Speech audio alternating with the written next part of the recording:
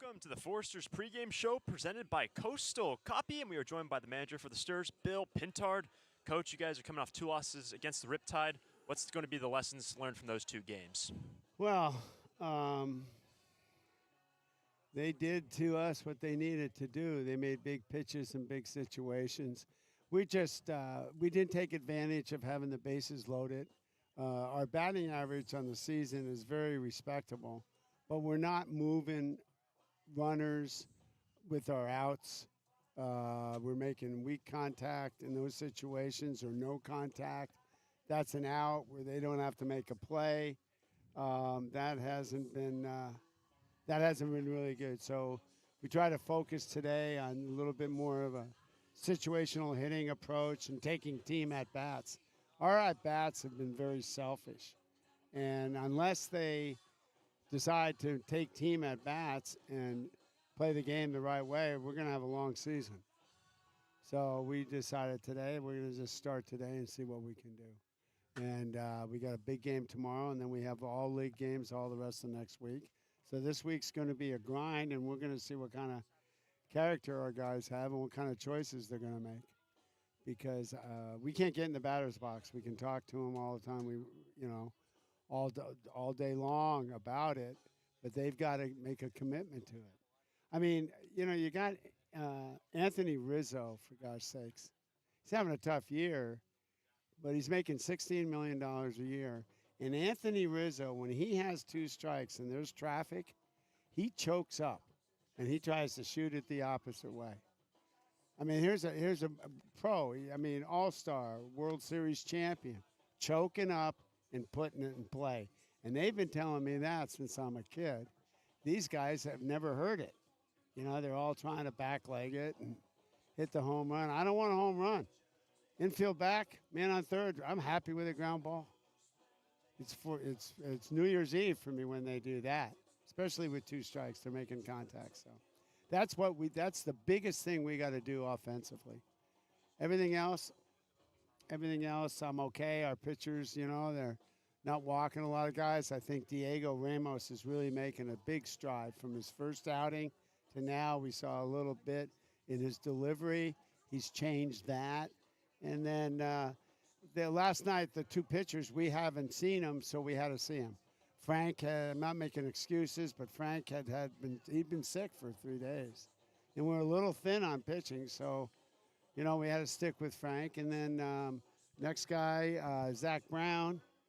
It's a pretty good name for a band, isn't it? Zach Pretty good. Brown, yeah. So Zach Brown came in, and he was really good the first inning. And then they started laying off his slider, and that's when he got in a little trouble. But he didn't pitch bad. The line score against him was worse than it was. And then we mixed in a pass ball and an error. So we just have to play cleaner. We have to play with a little bit more intensity, a little more urgency. Coach, looking at the lineup here this afternoon against the San Diego Bombers, a little bit of a change-up as well, 1 through 9. Yes, we've changed up our lineup. We've given some of our so-called power hitters the day off. Playing some guys that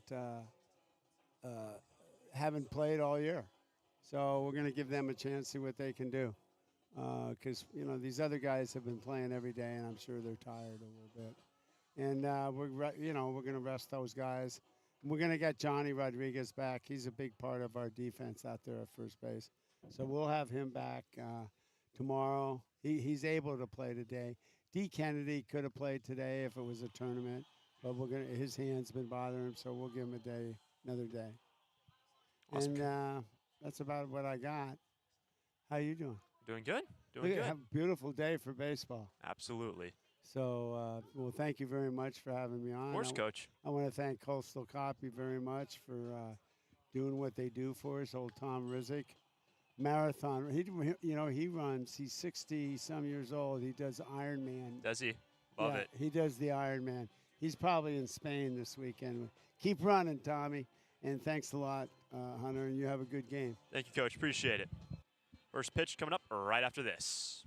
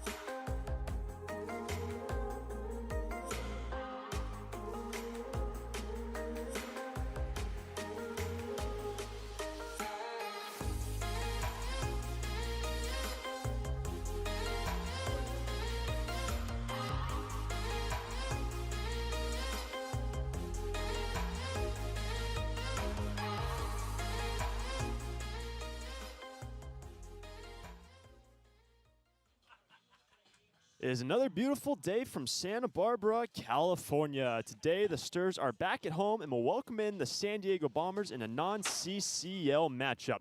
Hello, I'm Hunter Schumacher alongside Cole Walker, welcoming you to Santa Barbara High School. Well, Cole, the Sturs coming off 2 consecutive losses against the OC Riptide, using today as a reset. Exactly, Hunter. This is the definition of a get-back-right game. Dropping back-to-back opponents throughout the season is never ideal, and especially against a Southern Division CCL opponent like the Riptide. Unfortunately, they just could not get the bats going at the right time. However, kind of a mix-up in lineup today. Hopefully, the Foresters can kind of start out this game right. Got a few guys switching up top to bottom of the lineup. Coach Bill Pintard putting in a few guys haven't played as much this year to kind of get them recentered, give their guys, their typical starters, a little bit of a break, and hopefully get back to where they need to go. And hopefully, especially going into Wednesday's game, big matchup in Pasadena. And the starter this afternoon will be Reed Hensley, the right-hander from Oklahoma. He's getting his 3rd appearance, but his first start on the hill, and he's got a very good ERA of 2.7 through a very small sample size, but he did very well in his last appearance. Exactly, Hunter. I mean, last time he pitched 2.1 innings, allowed 1 hit, 1 walk, and that was against OC Riptide the 22nd of June, just a few days ago. Kind of a great bridge guy. Like you mentioned, not necessarily a start for him, more of an open in reality, just because they're most likely, Coach Ryan Kramer mentioned earlier, how they're most likely going to go with a lot of bullpen guys early. However, hopefully Reed can kind of center the team, get them started off well. He's working kind of a 3 different pitch rotation, mainly fastball as well as the curveball. Hopefully he can mix in his changeup early on and establish that kind of a 3-pitch arsenal, if you will. So Henley gets the open today, and he's going to face off against Zach Farrell, the leadoff man for the San Diego Bombers. Here's the first pitch, and this ball is popped up and out of play. Zach Farrell will lead things off. Nick Nacaranto will bat 2nd. Luca Finelli to bat 3rd. Jason Wright will bat 4th. In the 5th spot, Zach Torres batting 6th. Braden Mazzone batting 7th. Cannon Humphreys in the 8th spot. Luca Dawson and Noah Burton round out the order. Second pitch, and it's foul back directly behind home plate. That is strike 2. I'll wake you up early on in this ballgame, making sure the staff behind home plate is all ready to go. Farrell coming from Army, getting a few weeks off in the summer in order to play a little baseball. Originally from San Diego as well, this roster for the Bombers is riddled with a lot of local guys, especially from the San Diego greater area. And Zach Farrell leading things off down the count. 0-2. The Bombers enter today 3-5 in the Western Baseball Association. Again, this is not a CCL matchup. Here's the 0-2 pitch, and Farrell takes strike 3, and Reed Hensley sits down the first man he faces. 1 away in the top of the 1st. I mean, you couldn't ask for a better start for Hensley, working in that changeup and fastball. Hopefully, once again, or excuse me, curveball and fastball. Once again, hopefully he can mix in that changeup early in order to make sure that he's not caught off guard, especially later on in the 2nd and 3rd inning, if he's able to go that much. Here is Nick Nacaranto, bats from the left side, bases clear 1 away. The first pitch, and Nacaranto sees it down low for ball number 1. Again, a non-CCL matchup. So what's that mean for the Sturs? This entire game does not count towards the standings or even stats on the overall summer. Here's the 1-0 pitch, and Nacaranto takes down low. It was another heater from Reed, ball 2. That last one at 91. Yeah, and like you mentioned, Hunter, this is kind of basically a scrimmage, which is exactly what the Foresters need at this point of the season. Kind of reset themselves, play a game. It doesn't necessarily matter. However, it matters in the eyes of all these guys who's trying to get better every single day in the summer.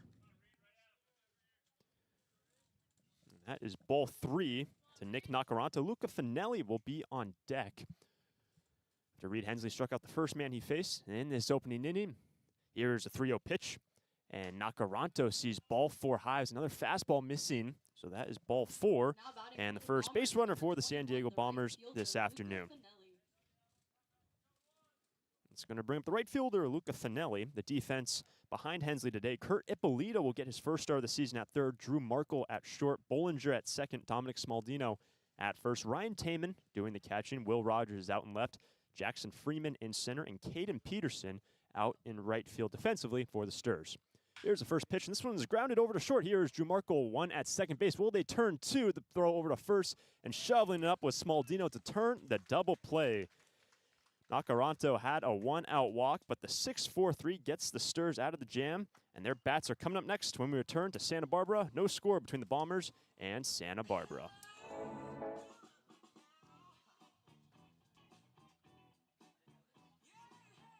Take me out to the ball game. Take me out to the bookstore. Hi, this is Foresters Hall of Fame member Jim Buckley. When I'm not telling you who's batting for the Sturs, I write books for kids. Visit Chaucer's Books on Upper State Street and ask for my new graphic novel biography of Amelia Earhart or any of the great books I've written in the Who Was biography series. Titles include Muhammad Ali, the Wright Brothers, Blackbeard the Pirate, Roberto Clemente, and many more. Thanks for your support of reading for kids and the Foresters. Need a new copier for your office? Coastal Copy is the original copier dealer in the Tri-Counties and your authorized Kyocera dealer, offering complete sales, service, and supplies on a full line of Kyocera Task Alpha digital MFPs. And thanks to the latest in Kyocera mobile and cloud technology, we offer Kyocera's mobile print app, which allows you to access documents through your smartphone or tablet. Call us today to schedule your free assessment and quote. You'll see a difference because we go the distance. Call 1-800-995-8835. Going to the bottom of the first inning, Everett Harris, the starting pitcher today for the San Diego Bombers, the right-hander who plays for Appalachian State, will get his first start of the year, even though it's his fourth appearance. Yeah, Everett Harris pitched, had a 9 ERA last season at App State. Had about 18 appearances, 2 starts on the year, went 0-2. However, this is a very crucial summer for him going into his junior year. And taking a look at the Forester lineup here this afternoon, as Coach Bill Pintard alluded to in the pregame interview, a little bit different, giving the bigger bats a day off in this non-CCL game. But leading off and in right field, Caden Peterson. Batting second, Jackson Freeman in center field. Batting third and in left field, Will Rogers. In the cleanup spot, the DH, Jack Holman. The fifth batter and catching, Ryan Taman. In the sixth spot, the shortstop, Drew Markle, to bat seventh. And at first, Dominic Smaldino. In the eighth spot, making his first start of the year, Kurt Ippolito at third base. And the 9-hole hitter will be Jack Bollinger, who will play at second. No score going to the bottom half of the first. Peterson, Freeman, Rogers, all the outfielders kicking us off. Yeah, I mean, the Foresters, Bill Pintard referenced it in his early interview, as many of you heard. A lot of guys need to be able to kind of hit in a more situational setting, you know. A lot of guys have been hitting well, good team batting average. However, it's about putting the bat on the ball, especially in specific situations. They've gotten guys on base. They've gotten bases loaded. They just have not been able to convert. Hopefully, this is one of those situations where the Foresters can kind of get themselves recentered and be able to do that throughout this game. And the first pitch to Peterson, missing inside from Harris for ball number 1. For Peterson, entering today, has been a very good leadoff batter at the top of the order, hitting .389 on the year. Here's the 1-0 pitch, and Peterson will take a fastball down low for ball 2. The Sturs dropping 2 straight games against the OC Riptide, looking to reset up against a very tough matchup tomorrow, an away game against Arroyo Seco. 2-0 pitch, and Peterson will see ball 3 in a good spot here early. Yeah, it looks like Harris is mixing in a few different pitches today, working about 87 to possibly high 80s, maybe low 90s right now, just coming off a 79-mile-an-hour off-speed pitch to Peterson a second ago. 3-0, and Caden will see ball 4, and that's a 4-pitch leadoff walk for the Sturs, and they get their first base runner thanks to Peterson. Sponsored by Finney's Craft House, number 13. It's going to bring up Jackson Freeman. Not only a few guys getting worked in that we haven't seen, we've seen Freeman normally in the 9th spot, batting second today. Yeah, he's been one of the most consistent and efficient guys, especially lower on in the lineup for the Foresters. Bill Pintard getting him the nod today, pushing him up in the lineup, and we've seen Freeman, especially in that 9-hole, been one of the only guys that's pretty much stayed in his spot all year. However, we've seen his production on the bottom half of the lineup. Let's see what he can do today when he's in the top 3 spots. And the first pitch, called strike from the delivery from Everett Harris. 0-1 to the center fielder. While the Sturs, after dropping their last 2 games, now 7-5 in CCL play. Again, this game not counting towards the standings or overall stats. Check back to Peterson. It's a good pickoff move from Harris, but back in safely is Caden. There remains 0-1. Peterson working a 4-pitch leadoff walk. Here's the 0-1 pitch. And Freeman will see it away, even up the count 1-1. What's really interesting about this Bombers teams, unlike the Foresters, they have a lot of local guys. I'd say about 80% of the lineup hails from the greater San Diego area. Comparatively, the Foresters are bringing guys all over the country, mainly Texas, Oklahoma, the Midwest, as well as the South. You also have some California guys sprinkled in. Runner goes, ball misses away, sliding in. Peterson safely to second base. It was a good throw from Braden Mazzone, but a stolen bag for Caden. He's now in scoring position. It's 2-1. At this opportunity, we can take a look at the defense. Today for San Diego, Lucas Dawson is at third. Cannon Humphrey is short. Noah Burton at second. Jason Wright at first. Catching is Braden Mazzone. The outfield, Zach Farrell in left. Zach Torres in center. Luca Finelli out in right. It's 2-1. Man at second. No outs. Here's the pitch. And Freeman sees away at 86, 3-1. You know, what's really interesting this year is how aggressive the Foresters have been on the base path, stealing 29 times, getting caught 29 successful with stolen bases. However, they've gotten caught 43 times this entire season. It's a lot. 29 for 43 as a whole stat for the boys stealing bases this season. However, it's crucial in order to not overplay their hand, especially early on. They've not been as productive, especially in the first 3 innings of the game. They're trying to get into that bag for the pitcher, making sure they kind of work long at bats. So it's really important not to get picked off early on. Here comes a 3-2 pitch, and Freeman swing and miss. The off speed got him, and Everett Harris sits down Jackson Freeman, or the first out in the bottom of the first. Good looking pitch from Harris.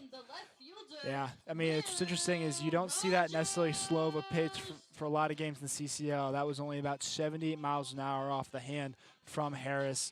So these guys for the Foresters are going to really take a minute to possibly adjust to this off-speed pitch. He's sitting about 85 to 87 with his fastball, so it's going to take a minute for the Foresters, especially with this kind of funky arm angle that Harris has got going on.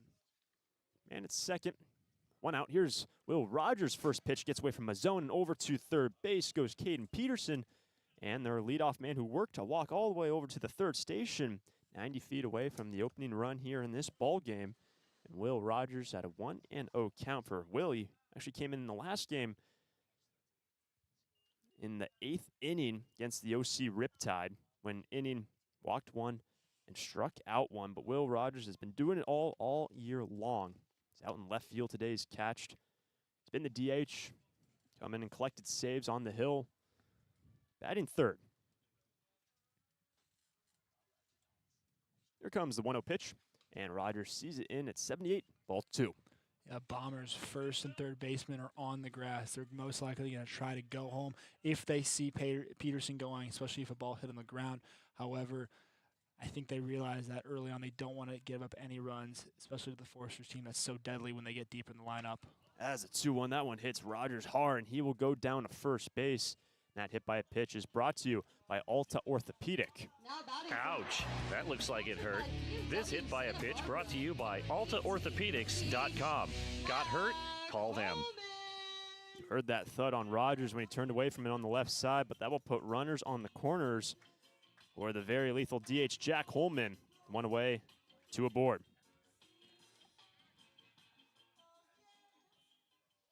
Holman entering today 474, 9 for 16. His clip on the year. Looking to do some damage here in the opening inning. No score, bottom of the first. First pitch, and Holman sees it down low at 85, ball 1.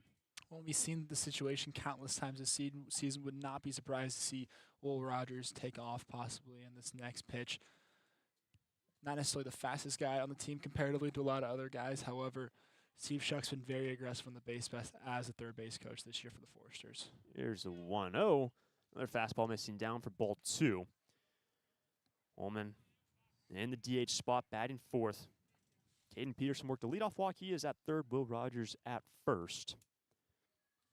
In this reset game for the Sturs, 2-0 pitch and a fastball away, ball 3. Things could get interesting here for the Bombers. On deck will be Ryan Taman. Another sunny day from Santa Barbara. Sunny and 75. Winds currently going out towards center field. Here's a 3-0 pitch. And Holman sees a fastball missing high for ball 4. And Jack Holman will work the second walk of the inning. And the bases will be loaded. 1 down in the first. Number 17, the catcher, Ryan Taman. Here's Ryan Taman. For Ryan Taman, he had a great last game that he played in. Is now coaching staff appears out of the third base dugout to talk things over with Everett Harris. But Ryan Taman started the first of the 2 games against the OC Riptide. Production in all 4 of his plate appearances. He went 1 for 1. He worked in 2 runs, and he walked twice. That's right. Since then, Taman struggled just a little bit. However, hopefully the second half of the season, he's looking a lot better, especially in the box, feeling a lot more comfortable. And that's just going to come for a lot of guys as the season progresses. So will be Ryan Taman, alluding to the slower start to the year, currently 2 for 14, but the last game he played, he was phenomenal. To follow him will be Drew Markle. Bill Pintard also on that third base on deck circle, talking things over with Drew, as the Stars looking to capitalize in this opening inning. Their starter, Reed Hensley, who gets to the open today, only had to see 3 batters. Gave up a walk, but induced a ground ball double play. It's all about Ryan Taman right now and Everett Harris. Harris looks into his catcher, Mazzone. Bases loaded, 1 away. Here's a pitch. And Taman will see a breaking ball in there for a strike. Well, I'm sure the message Coach Bill Pintard kind of whispered to Drew Markle on the on-deck circle was make sure he throws you strikes. You know, Drew's been very aggressive, especially in the first and second pitches of at-bats. I'm sure he wants him to kind of see a few more pitches and possibly see if he actually can pitch around him, pitch to him instead of pitch around him in his upcoming at-bat. I'm sure Taman has had a similar message uttered to him by third base coach Steve Shuck. It's 1-1, the slider from Harris missing. The second pitch to the catcher. At third, Peterson. Rogers second. Holman at first. 1 down, no score currently. Here's a 1-1 pitch. Taman sees a ball just missing away. It looks like it might have lit up the corner, but it's ball 2. Bill Pintard talked about in the pregame situational hitting, being able to move runners, especially with the bases loaded right here. Great chance to do it. 2-1 pitch. Taman sees a ball down low. And a great keep from Mazzone, ball 3. Yeah, Bill Pintard really, hitting home with the message of you got to hit when guys are on. You got to bring guys in, especially they've had the situation countless times this season and haven't necessarily been able to convert when it matters. So hopefully today is a little bit of a different story. Here's a 3-1 pitch. Taman drills this left side. Will that ball stay fair? It will go foul. And that ball is over the fence. But a good crack at it was for Ryan Taman. Drawing foul down the left field line. That's strike 2. And that ball looked like it was hooking fair at the end. We are kind of in an interesting position being behind home plate here at Santa Barbara High. It is a little deceptive, especially in left field. So we kind of saw that early on in the year with Drew Markle hitting a shot to the left and it being called foul. However, that ball definitely snuck to the left of the foul pole today. Count now full. Markle on deck with the bases loaded. Everyone's going to be on their toes on the bases. Here's the pitch from Harris to Taman. And Ryan will see ball 4, and that's going to bring the first run of the ball game. Caden Peterson will score from third. That is the 4th free pass of the inning. Taman works a third walk after Rogers, who has hit now to third. Stars now lead 1-0. Yeah, I mean, if you're the Bombers, you're not necessarily panicking yet. I'm shocked there is no guys currently sitting in the bullpen or even getting loose. I'm sure for them it is one of those situations where this pitcher from App State, Harris, is very much a ground ball hitter, so you expect to possibly be able to turn to. But with Drew Markle up, you definitely are scared about the speed on the bases. Stars have brought in a run. Here's Markle. First pitch, and this ball is off of him. That's strike number 1. Slowly rolled down the third base line, but was fouled off of Drew. Strike number 1. And Ryan Taman brings in the first run of the ball game, and that RBI is brought to you by Gold's Gym. Gold's has 3 locations in SB and Goleta, where the Santa Barbara Foresters train for victory. It's 0-1. Base is still loaded, 1 away. A run in. Here's the 0-1 pitch. And Markle spits on, and that ball will get away from Mazzone. Holding up at third is Will Rogers. It's now 1-1. Yeah, Rogers reading that ball a little wrong, just due to the fact that it kind of took a little bit of a bigger bounce, hit the catcher and bounced off to the right. Rogers recognizes the speed, though that would have been a close play at the plate. Gentle breeze out towards center field. An opportunity for the Stars to put up a crooked number in this opening inning. Here's a 1-1 pitch. Markle whiffs it. Strike 2. This is exactly the type of situation that Bill Pintard has been so vocal about. Guys shortening up their swing, putting a ball in the play, and possibly getting an RBI and a run in right now. Let's see if Drew can do it. The run in at third. Rogers, Holman second. It's a ball and 2 strikes. Here it is, and Markle swing and a miss. He is retired. He will strike out. 2 gone in the bottom of the first. Now batting for your Foresters, number 38, the first baseman, Dominic Smaldino. Here's Smaldino, first baseman today, and Bill Pintard also alluded to it in the pregame interview. We saw Johnny Rodriguez go down 2 games ago, sliding into second base, but he is available. Just want to give him an extra day's rest. Likely we'll see him in the lineup tomorrow, left-handed first baseman. That is great to hear that Johnny is doing okay after a scary slide into second. Here's the first pitch to Dominic. Sees it in, nearly clipped him, ball 1. Well, and if you're the Bombers, hopefully you've done your homework and recognize Dominic Smaldino is not a guy to be messing with. Just a few games ago, we saw him take a ball deep to left center, so we know Smaldino has the power. Hopefully he can convert right here. 1-0 pitch. Dominic fouls it off the catcher. Strike 1 as it rolls down that third baseline.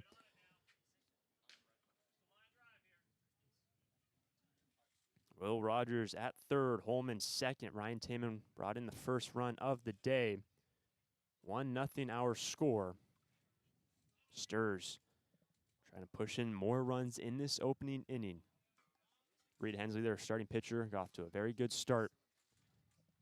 Everett Harris trying to get out of this jam on the hill.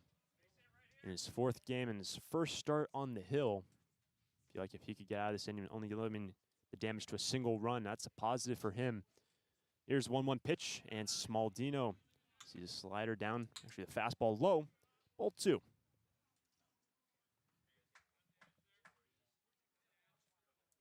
Dominic is able to reach Kurt Ippolito, awaits on the wing. Santa Barbara trying to work in some more runs in this opening inning. Bases loaded, 2 gone. 2-1 pitch, and Smaldino over to third base. Dawson fields it, the third baseman over to first, the throw in time, and Smaldino will ground out, and the Sturs will only be able to convert a single run in this opening inning, but they are on top. Go to the second. Sturs lead by a run. During this time of record market highs and gradual economic recovery, it's essential you have someone you can trust. For 10 consecutive years, the Santa Barbara News Press Reader's Choice Poll has awarded Tremblay Financial Services recognition for the financial guidance they provide their clients. Tremblay Financial Advisors continually educate their clients with new options and financial planning tailored fit to you. For more information or an appointment, call 569-1982 or log on to tremblayfinancial.com. Securities and advisory services offered through Centaurus Financial Inc., member FINRA and SIPC, a registered investment advisor. Tremblay Financial Services and Centaurus Financial are not affiliated companies. Investing involves risk, including potential loss of principal. No investment strategy can guarantee a profit or protect against a loss in periods of declining values.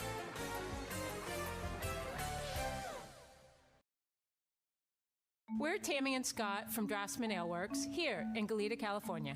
For me, making beer is a dream come true. Seeing the community come together in our brewery is a fantastic feeling. Community West Bank has trusted and believed in us from the very beginning. Not only have they helped us by getting to where we are today, but they're helping us lay a path for where we want to go. We count on them.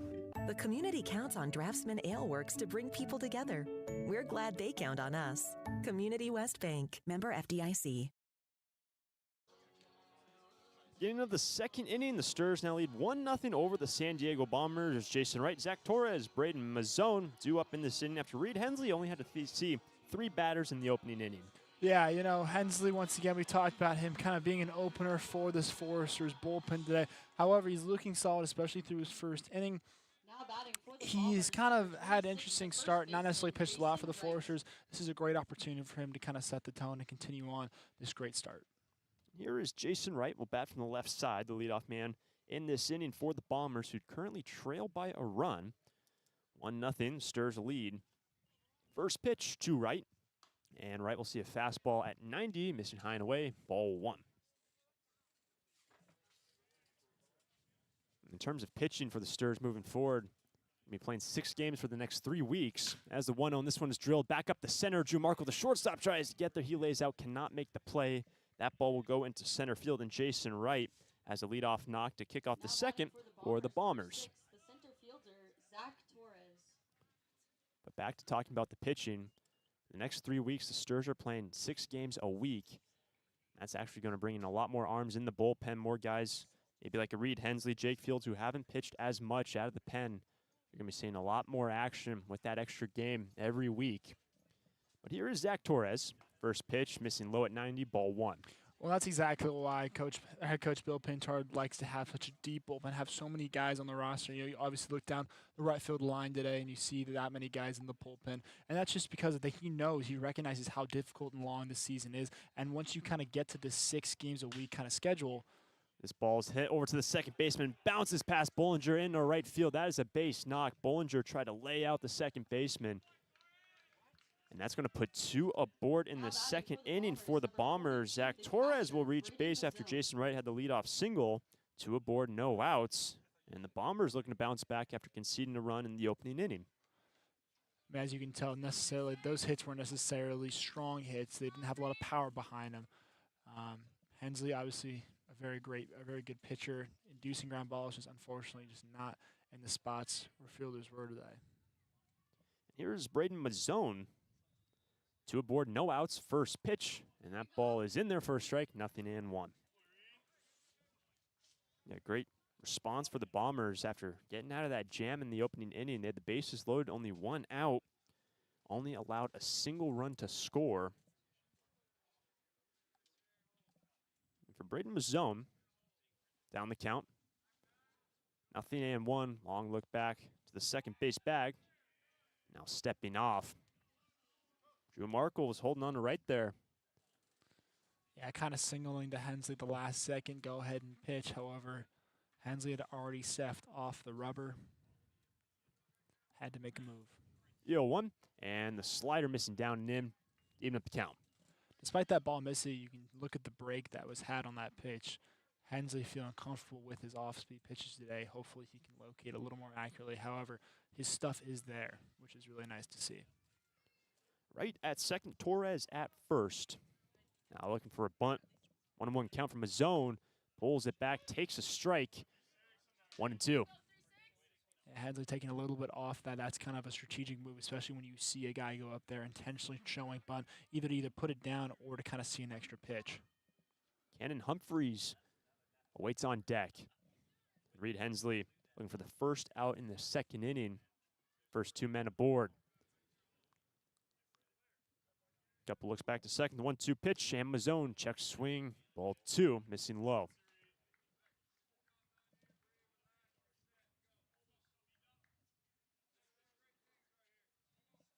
Braden Mazzone plays for Washington University out of St. Louis.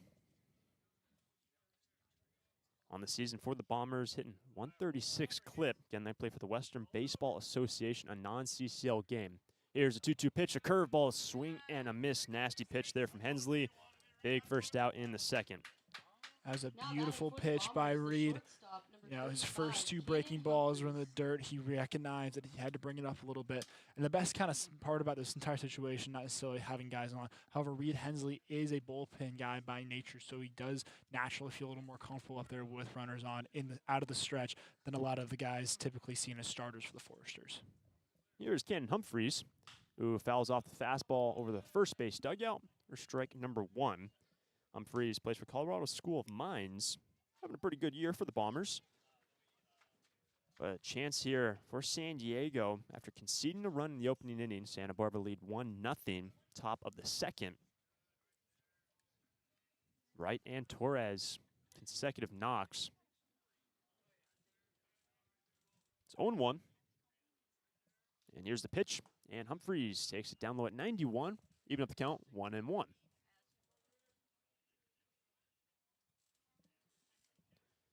Humphreys batting out the 7th spot in the order today for Scott Stanley, the head coach for the San Diego Bombers. The only meetup between the Bombers and the Stars this season. Long look back again to second base. Here's 1-1 pitch, and Humphreys sees it away at 91. Ball 2. Yeah, Hensley's just got to be able to center himself a little bit more, locate the fastballs a little bit more accurately. His off-speed's been working early. He's just got to make sure he can have that 1-2 combo ready for this Bombers lineup. Seen a couple fastballs from Reed. We go to that breaking ball, possibly that changeup. Here's a 2-1 pitch, And the fastball missing down. Ball 3 on deck will be Lucas Dawson.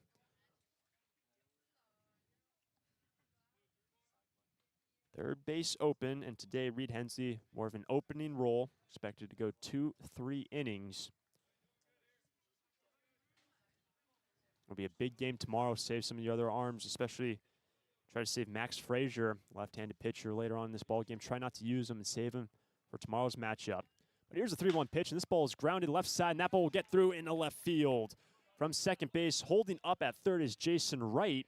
So bases will be loaded. Third hit of the inning for the Bombers, and they have the bases juiced, 1 away. Now batting for the Bombers. Well, Hunter, Bill Pintard kind of mentioned how they don't necessarily have the normal guys in the lineup, which is good. You want to get your starters a rest. However, in this type of situation, I know it's not a CCL game. I know the stats really don't matter, but you want to win. You don't want to get caught looking, especially in the situation where you realize that guys maybe aren't in the spots they typically are, hitting in different parts of the lineup. You want to still be able to get out in front and take a W. First pitch to Lucas Dawson is a fastball strike, 0-1. Yeah, in this non-CCL game, you want to build confidence going into tomorrow. You don't want to be chasing the game by any means.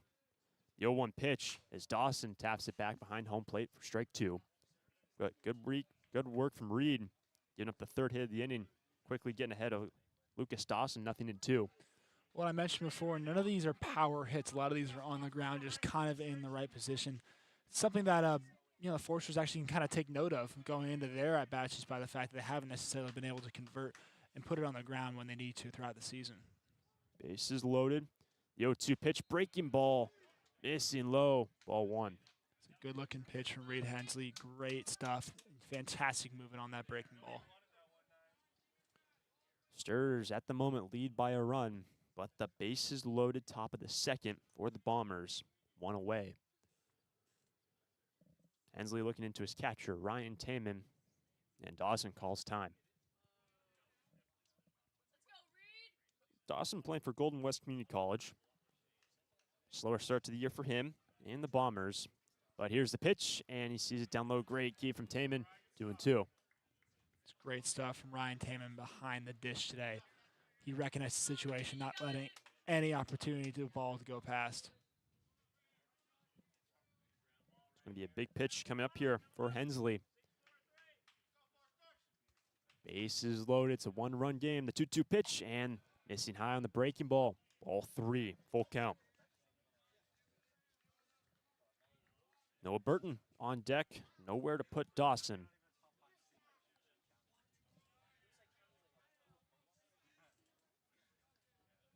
With 1 away, bases loaded.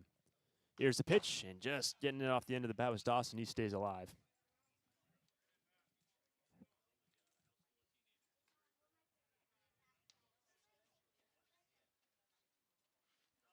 Now, if you're reading the situation, do you go back to the fastball? It's missing a little low, or do you try to kind of sit him down right here and go with one of your 2 off-speed pitches, most likely your curveball?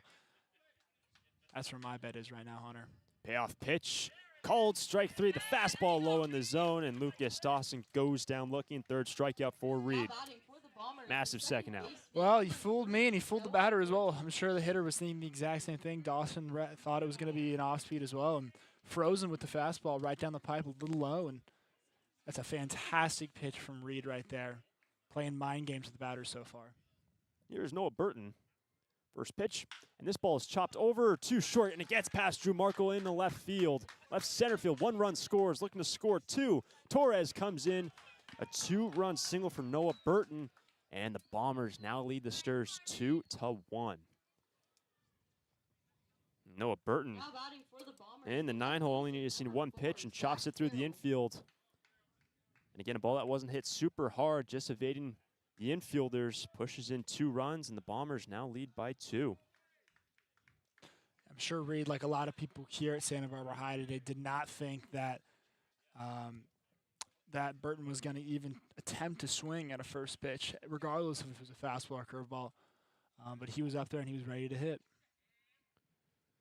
Back to the top of the order. Zach Farrell will take breaking ball strike. 0-1 in that first pitch to Noah Burton, who racked in the 2 RBI single. It's a fastball at 90 from Hensley. He's ahead against Farrell. Jack back to first base. Over there is Burton, but runners now on the corners. Ken Humphreys is at third. Wright and Torres both scored. Bombers now leading. There is action in the bullpen. Jake Fields now up and tossing. Here's the 0-1. And Farrell sees it in. Another fastball, 1-1. Yeah, what's unfortunate about a three-pitch rotation, especially one of the pitchers you're not as confident with the changeup for Hensley, is that you do kind of revert back to your fastball or your curveball in some situations. At a certain point, hitters start to catch up with it. 1-1 pitch, a whiff and a miss. There's that breaking ball, strike 2.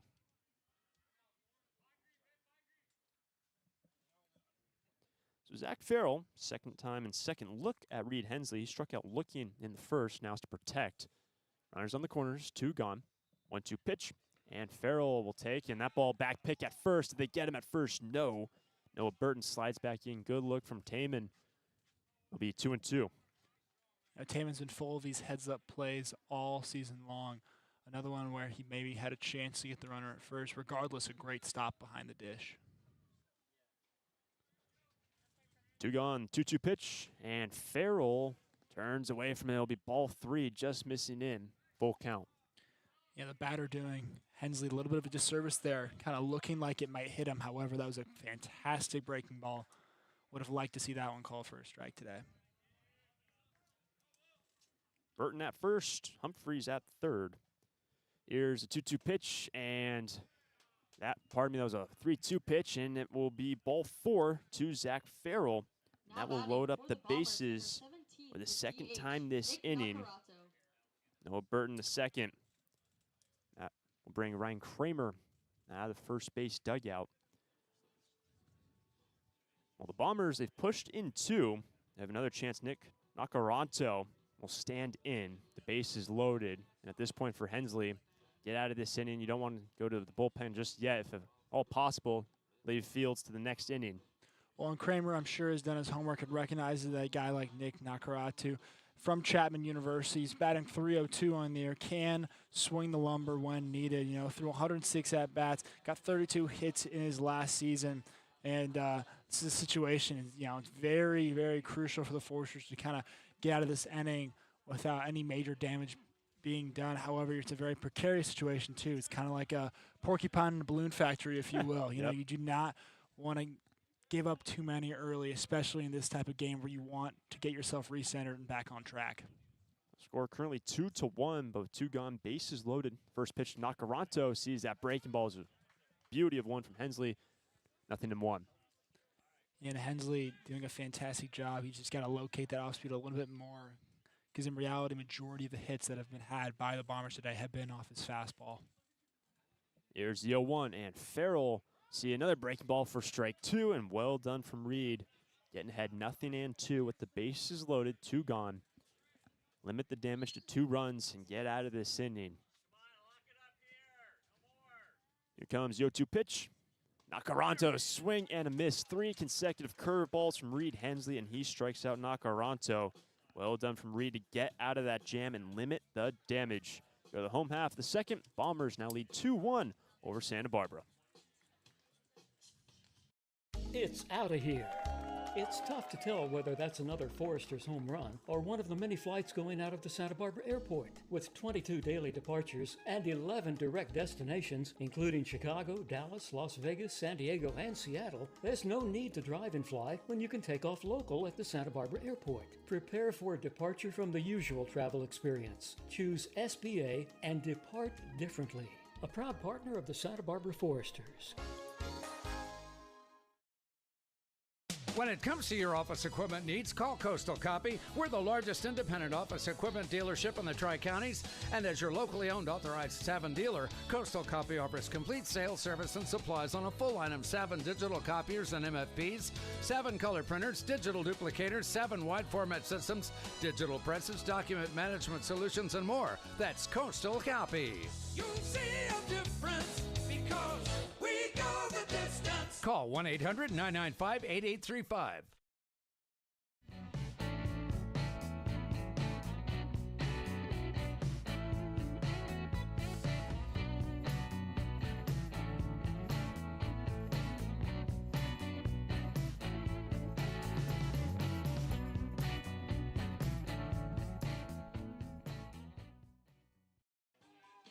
On our way to the bottom of the second, the Bombers, the road team on top 2-1. And it'll be Kurt Ippolito to lead things off. Jack Bollinger and Caden Peterson scheduled in this inning. Everett Harris remaining on the hill. First pitch now to Kurt. And Ippolito on the first pitch takes it the other way, and that ball will get through into right field. And Kurt Ippolito, in his first start of the year, sees one pitch, and that is his first hit of the season. He was currently 0 for 1 going into today. Make it 1 for 2. You know, it's a great piece of hitting by Ippolito as well, going the other way. Again, not necessarily the most pretty hit or powerful hit in the world, but just kind of slapping the ball out there, getting out in front of the count early, and getting on base. Exactly what you need to do, especially as a leadoff hitter for an inning. So Ippolito now at first for the Sturs, and that brings up Jack Bollinger. Batting out of the 9th spot today. The Sturs looking to regain the 2 runs that they gave up at the top half of this inning. They trail by a run. First pitch, and it misses away. Ball 1 to Jack.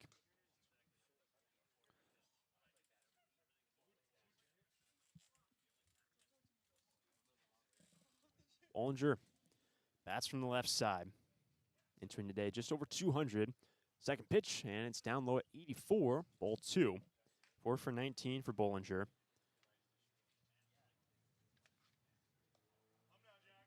You've seen Jack last time up came in to relieve Johnny Rodriguez, who was injured in that OC game. Check back to first base. Ippolito in at first. No problem. Remains 2-0 for Bollinger. Peterson on deck. Another check back to Kurt. Gets back there. But good work from Ippolito in his first start. And the first pitch he sees, getting the base knock. Big lead off at first base for him. Here's to a pitch. He goes. Missing away for ball 3. Ippolito slides in. And he is safe. He's got a stolen bag now in scoring position with no outs in the second. Well, that's a smart steal by Ippolito, recognizing the rules of the 2 disengagements. And at that point, he understands that if he's got to run, this is the time to do it. Read the pitcher well, got a good jump, and was able to steal an extra bag today. Great job. Bollinger is at a 3-0 count. Here's the pitch, and Jack will take a strike at 76. And Harris gets himself back in at 3-1. On deck is Peterson if Bollinger is able to reach. Put 2 aboard, no outs in this home half of the second. Here's a 3-1 pitch. And Bollinger lifts it into right center field, tracking over his Finelli, and the right fielder makes the squeeze. Ippolito tags up from second, and that is a productive out from Bollinger. He moves the runner over to third, and Jack on the fly out into right for the first out. Well, like you just mentioned, Hunter, a great productive out. At this point in the season, the Foresters kind of had an off and on offense. This is exactly what you need to recenter yourself. Get some runs early by doing the dirty work. You know, it's not all about big home runs, big leadoff doubles. It's about the little things. It's push bunts. It's sack flies. It's getting guys over in situations where you need it. And it's exactly in that position to do so, especially with your leadoff batter coming back up to the plate. And here is Peterson, worked the walk against Harris in the opening inning. Also scored the lone run for the Sturs. First pitch, and Peterson swings right through it. Strike 1. Only with 1 out, and Ippolito at third is able to lift something, try to score Kurt to tie us up at 2. Currently, Bombers on top 2-1 over Santa Barbara. The 0-1 pitch, and Peterson into right center field, into the gap. Finelli moves over almost the same spot where he caught Bollinger, but tagging up from third is Kurt Ippolito, and it is a sacrifice fly for Caden Peterson, and we are tied up at 2. Well done from Peterson to drive in the tying run in the second inning. Now batting for your Foresters, number 13, the center fielder, Jackson Freeman, tied ball game.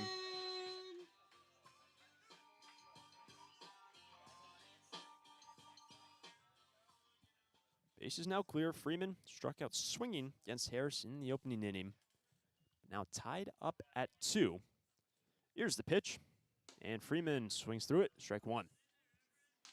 Yeah, let's just take a second to appreciate the Caden Peterson sac fly as well, going the other way with it. Again, it's guys doing the dirty work early on in this ball game that's going to lead to a Foresters' hopeful victory. 2 gone. The 0-1 pitch. Freeman takes it down the left field line. That ball goes foul, just bouncing over the third base pillow. It's 0-2. For Bill Pintard, pregame message, situational hitting, team ABs. Get runners on. We saw that from Bollinger. Work Ippolito over to third. Scored by Peterson. Exactly what Bill Pintard, his message was before the start of the game.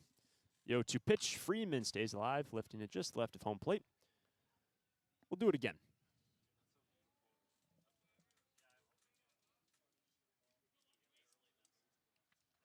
Freeman yesterday down in Orange County was batting out of the 9 spot. A hit and a walk. The 0-2 pitch, and it misses low. Gets himself back in the count. Still having to protect here. 1-2. Hunter, we've mentioned how efficient Freeman has been in the 9-hole this season so far. Hopefully he can replicate that in the 2 spot. 1-2 pitch, and this one is hit over to the first base and scooped up by Wright. No problem. He takes over to the bag, the foot race, and the first baseman wins it to retire Jackson Freeman. And the side retired in the bottom of the second, but the Sturs have a sacrifice fly from Caden Peterson to score Kurt Ippolito in his first start. Comes around to score the tying run in the second. Go to the third, all knotted up at 2.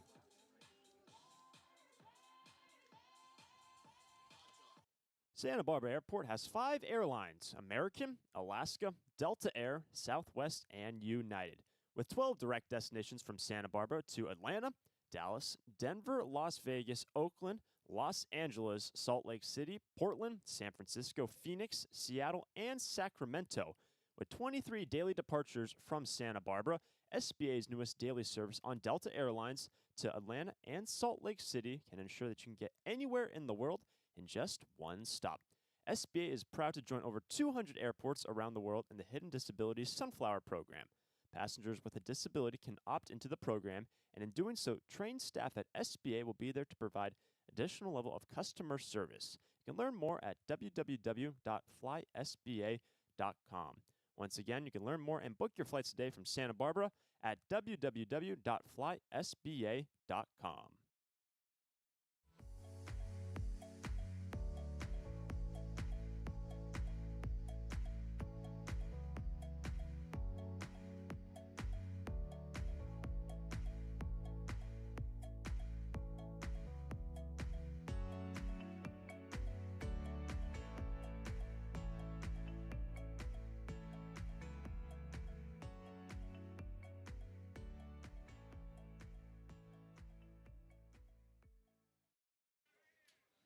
Coming up for the Bombers, Finelli, Wright, and Torres, 3, 4, and 5, with Reed Hensley remaining on the hill. The first pitch is a breaking ball missing low. Ball 1. We were kind of expecting to see Jake Fields, who was warming up in the bullpen, start off this inning. He's still up and warming. It remains Reed Hensley's ball game. We're all tied up at 2. Comes the 1-0 pitch to Luca Finelli. On its way, and the fastball lifted right side in right field. Caden Peterson, full-blown run, foul ground. Did he make the catch? Yes, he did. Right and down the bullpen, down that right field line, sliding. What an effort from Caden Peterson to make that play on a full-blown sprint. 1 away. You know, I was shocked he got there, and I think he was as well, because he overran it just a little bit, too. Kind of had to basket catch it in his in his lap, basically. He was sliding in, but a fantastic play by Caden Peterson. That's, once again, just a pure effort play, really, from the guys in the outfield. The off man retired. Here's Jason Wright. On away, bases clear. First pitch, and Wright sees a big breaking ball missing away, ball 1.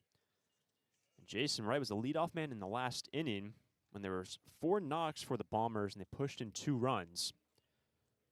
Second pitch, pardon me. And that fastball in there for a strike, 1-1. Yeah, Wright having a really good season so far, batting .310 through only 29 at bats too, which has been really impressive for the Bombers. 1-1 pitch, missing down from Reed Hensley. Ball 2. To follow Wright will be Zach Torres. One away in the bases clear, tied ball game. 2-1 pitch, and Wright skies it right side, shallow right center field. Freeman moving over, and the second baseman Bollinger, but it is a center fielder Freeman to call off Jack to make the catch. 2 down. Now batting for the Bombers, number 6, the center fielder, Zach Torres. about to say, it was Sebring out there in center, where we normally always see Sebring. Freeman's been out and right when he's been playing. Both the defensive changes today in this non-CCL game. A lot of changes for Bill Pintard. Here's Zach Torres off the first pitch, slicing it into right. Caden Peterson tracking back, and Peterson can't make the catch. That ball nearly goes over the fence off one hop. And that's going to be a 2-out double for Zach Torres. And quickly motors his way over to second base, and he's now 2 for 2. A single and now a double. Yeah, it was a difficult play for Peterson to make. Kind of had to go over his shoulder. Ball kept on traveling. You know, we've talked about how deceptive it is in the outfield at Santa Barbara High. You don't really necessarily know how far the ball is going, / if it's going over the fence or not. A few more feet, that ball might have had a shot. However, lead our 2-out double for the Bombers. Hopefully, Hensley can kind of recenter himself and get out of this jam unfazed. Here's Braden Mazzone, bats from the left side, first pitch. And Mazzone sees that breaking ball missing away. Ball 1.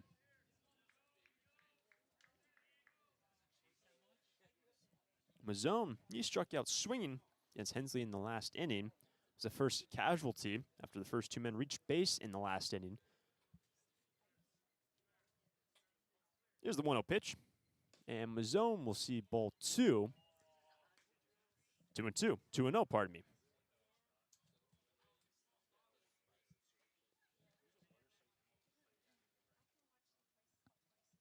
Two out. Zach Torres, that double off one pitch, went in the right field, remains at second. It's a tied ball game. Reed Hensley can get out of this inning. Next pitch, Mazzone missing high. And that is ball 3. So 3-0. Cannon Humphreys on deck. Don't want to lose him here. Needs a fire strike for Reed Hensley. Here's the 3-0 pitch. And Mazzone will take a strike at 89. Reed gets himself back in the count. One pitch to get out of this inning. Most likely going to go with his off speed. Hopefully you can locate right now. Here's a 3-1.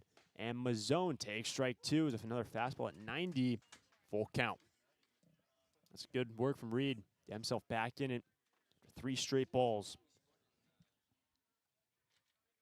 Winds currently have shifted, blowing out towards right center field. Payoff pitch, and that will be ball 4 down low. The breaking ball missing, and he loses Mazzone. That's going to put 2 aboard, 2 gone. Well, for Hensley, you just don't want this to spiral into something bigger. He was really looking good at the start of this inning, start of the third, most likely possibly his last inning of the game. You just don't want this to turn into something bigger. No, just one more batter, possibly get a ground out, pop fly. A lot of guys have been trying to work in the air today against Hensley. Hopefully he can get one more out and bring the Foresters back up to bat, try to gain a lead over the Bombers today. And you see Ryan Kramer and Bill Pintard, pitching coach and the manager, talking things over about the situation. You have to imagine if Cannon Humphreys, who's now standing in, is not retired, outing complete for Hensley. First pitch, and it's that breaking ball in their first strike, 0-1. In this non-CCL game, the only time the two teams will meet this year. 2 gone, 2 men aboard the 0-1 pitch, and Humphreys chops it over to Markle at short. Markle fields it and just trots over to second base for the force out to retire the side. Good work from the infield and Reed Hensley to get out of that jam, not allow any more runs to come around to score. Bottom of the third we go, tied up at 2 between San Diego and Santa Barbara. Take me out to the ball game. Take me out to the bookstore. Hi, this is Foresters Hall of Fame member Jim Buckley. When I'm not telling you who's batting for the Sturs, I write books for kids. Visit Chaucer's Books on Upper State Street and ask for my new graphic novel biography of Amelia Earhart or any of the great books I've written in the Who Was biography series. Titles include Muhammad Ali, the Wright Brothers, Blackbeard the Pirate, Roberto Clemente, and many more. Thanks for your support of reading for kids and the Foresters. Need a new copier for your office? Coastal Copy is the original copier dealer in the Tri-Counties and your authorized Kyocera dealer, offering complete sales, service, and supplies on a full line of Kyocera Task Alpha digital MFPs. And thanks to the latest in Kyocera mobile and cloud technology, we offer Kyocera's mobile print app, which allows you to access documents through your smartphone or tablet. Call us today to schedule your free assessment and quote. You'll see a difference because we go the distance. Call 1-800-995-8835. Bottom of the third, Will Rogers, Jack Holman, Ryan Taman coming up for the Santa Barbara Foresters. We are tied up at 2. The Foresters struck first in the opening inning. The Bombers put up 2 in the second. So did the Sturs. They put up 1, tie us up at 2. Will Rogers will lead things off. Yeah, interesting move by the Bombers to keep Everett Harrison. Hasn't necessarily been hit hard, struggled in his first inning, giving up that early run due to a lot of kind of missed pitches, walks here and there. I think the Bombers' mentality going into this game is we're just going to kind of see how long you can go. Hopefully you can minimize damage, and Forsters trying to take him out of this ballgame. Again, it's just going to take a little longer to adjust to a slower kind of fastball and changeup today. First pitch, inducing a swing from Rogers. 0-1. Will was hit in the opening inning.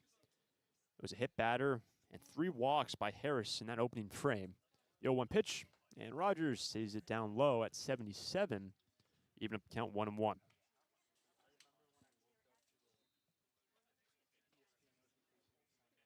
Going to that breaking ball from Harris on the first 2 pitches to Rogers. That fastball's been about mid to upper 80s. 1-1 pitch, and Rogers drills this one on the ground over to the shortstop. Humphreys fields it, throws it over to first, and the throw was in time. Will Rogers will ground out to short. Leadoff man sat down by Everett Harris. Now batting for your Foresters, sponsored by Howard and Trish Cancer, number 18, the DH. Here's Jack Holman. Stands in. Nobody aboard, 1 out. Bottom of the third. Tied ball game at 2. Another gorgeous day from Santa Barbara. I feel like we keep saying that when we're here at home. First pitch now to Jack. And Holman will see that breaking ball for a strike. Yeah, like you just mentioned, Hunter, I mean, gorgeous day to watch some fantastic Foresters baseball. Been very hot the last week and a half here in Santa Barbara. You know, June gloom has kind of stayed away, which has been really nice. The 0-1. Misses down and in. Even count 1-1. Yeah, to start the season, we saw a lot of that June gloom. Not so as of late. Clear skies and 75. 1-1. And Holman swings through that one, strike 2. Ball and 2 strikes after Rogers grounded out the leadoff man. Ryan Taman on deck. Tied up at 2 in this non-CCL game. 1-2 pitch, and Holman, see another ball off speed at 78, 2-2. It's a good hold from Holman, recognizing the catcher setting up outside and sitting on that off-speed pitch. Holman, the DH today was at first yesterday, I should say. Last game being played for the Sturs. Here's a 2-2 pitch, and this ball is over left side, and that ball will get through into left field. Jack Holman, a 1-out knock, and he reaches for the second time today. Now batting for your It's a good at-bat from Holman right there, shortening up the swing with 2 strikes and slapping it the other way. The manager, Bill Pintard, talked about choking up on the bat, shorten up your swing when you're behind in counts. Holman, great example of that. It's a 1-out knock, and this is going to bring catcher Ryan Taman. An RBI walk in the opening inning stood him with the bases loaded. First pitch, and this ball is off speed again, swing and a miss from Taman, 0-1. Yeah, with these off-speed pitches, you know, these guys aren't, like I mentioned before, aren't as used to kind of the 78 to low 80s, so they really got to sit on these and go the other way with them. The 0-1, and quickly down 0-2 is Ryan Taman. It's been a lot of off-speed from Harris. We haven't seen his fastball. I don't think anything has hit the 80s so far in this inning. Holman's at first. Taman down the count, 1 out. Here's the 0-2 pitch, and Taman just sees a ball low. Good take.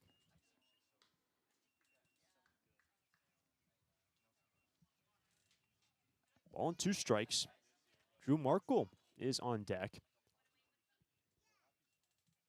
Sturs looking to build to tomorrow's contest on the road. Check back to first base. Nearly got Holman off of first, flat-footed, but remains a ball and 2 strikes in the game tomorrow against Arroyo Seco.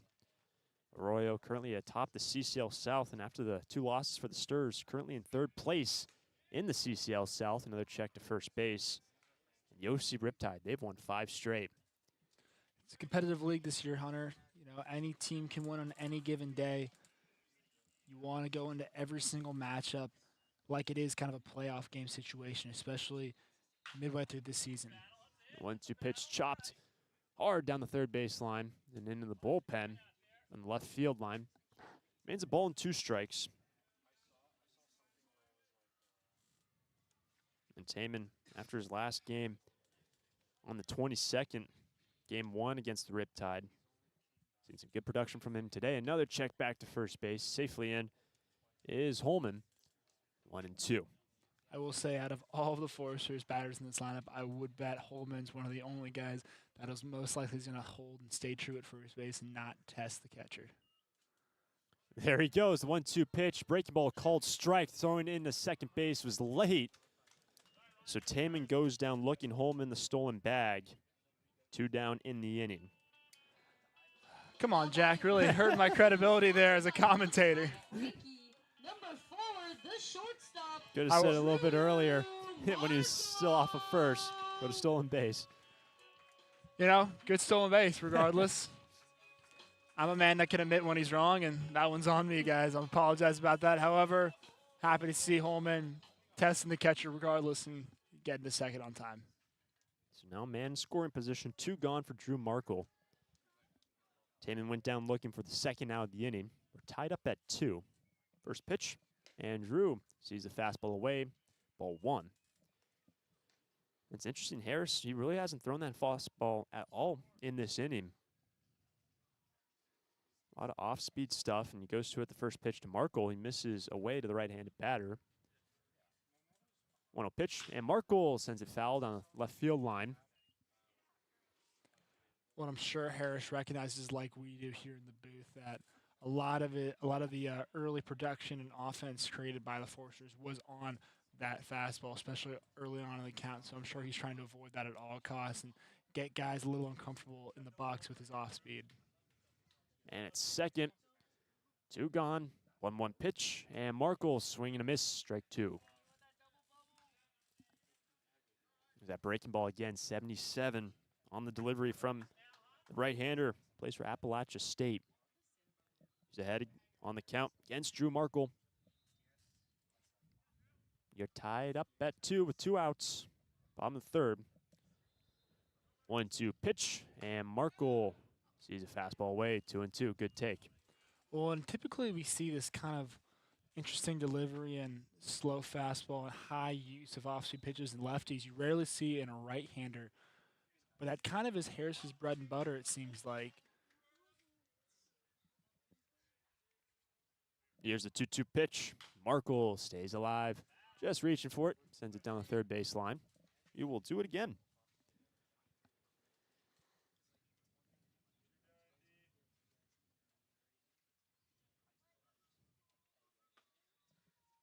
Jack Holman had a 1-out knock. Stolen base. He's now at second.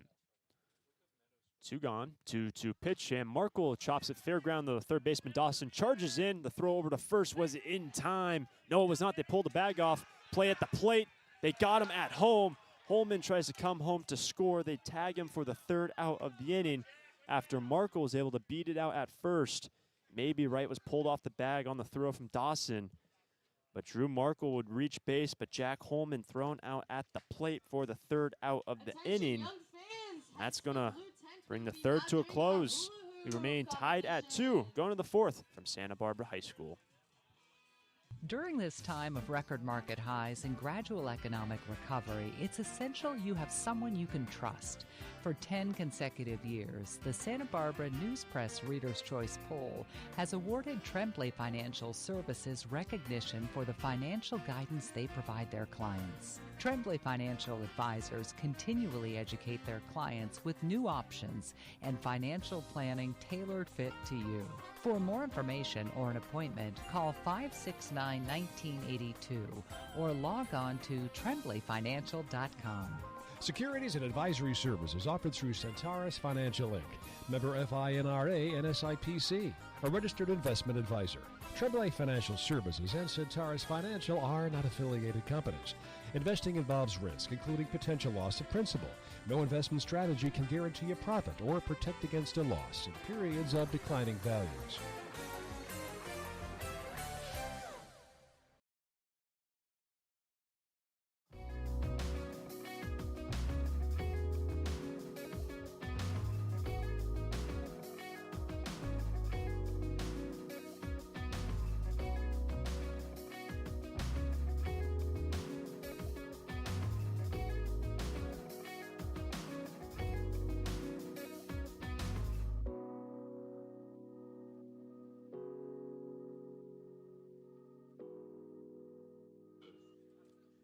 We remain tied at 2 going to the top half of the 4th, but Reed Hensley remains in this ballgame after Ryan Kramer, the pitching coach, saying likely go only 2 to 3 innings. Kicks off this 4th inning against Dawson.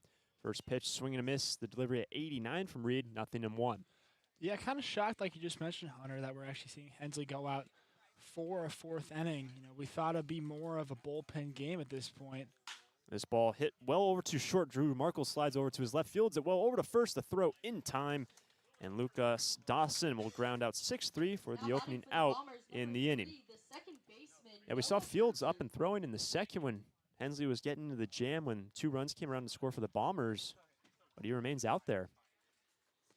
Well, it's difficult, too, for a guy in the pen to kind of get hot and then get cold in consecutive innings. You know, it's very difficult to kind of continue that ride. You don't want to throw too many balls in the pen because then you feel like, you know, you're not necessarily in the best spot to come in and affect the game in a positive way. 1-0 pitch finds a strike zone. It's a breaking ball fastball. First 2 pitches, 1-1 and Noah Burton.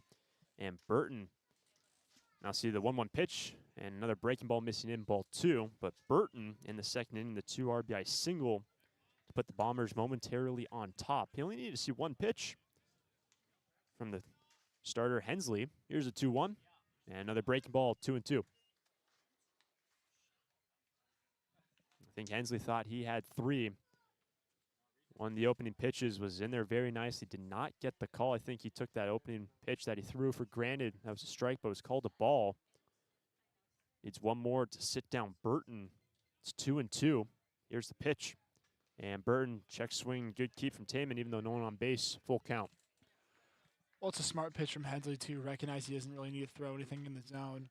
Might as well test Burton and see if he's just going to try to poke something out. We obviously saw what he did just a few innings ago. Base is clear, 1 out, tied ball game. Payoff pitch, and Burton over too short. Marco has to cover a lot of ground, and he is able to stop it from going in the outfield, but no throw over. So Burton an infield single, and he is 2 for 2 today. That's going to bring him around the top of the order. That's probably a tough one for Hensley. He thought he had struck out Burton when the first pitches he threw. Don't think he even looked at the umpires, and they're pretty good. Did not get the call. Ends up giving up the base hit to Burton with 1 out. There is Zach Farrell, top of the order. 0 for 1 today with a walk. First pitch, and Farrell sees a breaking ball. Missing, ball 1. Well, and that's a big mental block, too. Thinking you have the guy struck out, and then you have to kind of refocus and go back at him, throwing a ball outside of the zone and then giving up the base hit. You know, that's just kind of a different mental shift you have to have, especially when you think you get a guy out in that manner. There's another breaking ball, and that one finds the strike zone. 1-1 to Zach Farrell. And he did strike out looking against Reed in the opening inning. Hensley's still out there for his 4th inning. And at first, 1 away, and a check back to Burton in safely. And the San Diego Bombers team, a lot of people, a lot of these players from the San Diego region. You even look at the roster, just a couple players not from the state of California. 1-1 pitch, And this ball is sent foul down the left field line for strike 2. A whole lot of Carlsbad, San Diego. Really, the San Diego County, very well represented. Got a man from Phoenix, Arizona, but the starting pitcher today, Harris from North Carolina. A few men from the East Coast, but the 1-2 pitch, breaking ball missing high, 2-2. Well, the Bombers play out of Carlsbad High School, so a lot of these guys that went to Carlsbad High or just played in that league are very familiar with that field in the area as well, like you mentioned. And man, top of the order, and at first, 1 away. 2-2 pitch, and Farrell swinging to miss the fastball. Got him. He is down on strikes. 2 down in the 4th. Now batting for the Bombers, number We are starting to 17, see some work in the bullpen for the Bombers. Not necessarily who it is down there yet. However, I'd be shocked to see Harris come out for another inning. Here's Nick Nacaranto. Bats from the left side. 2 gone. Burton remains at first base. Here's the first pitch.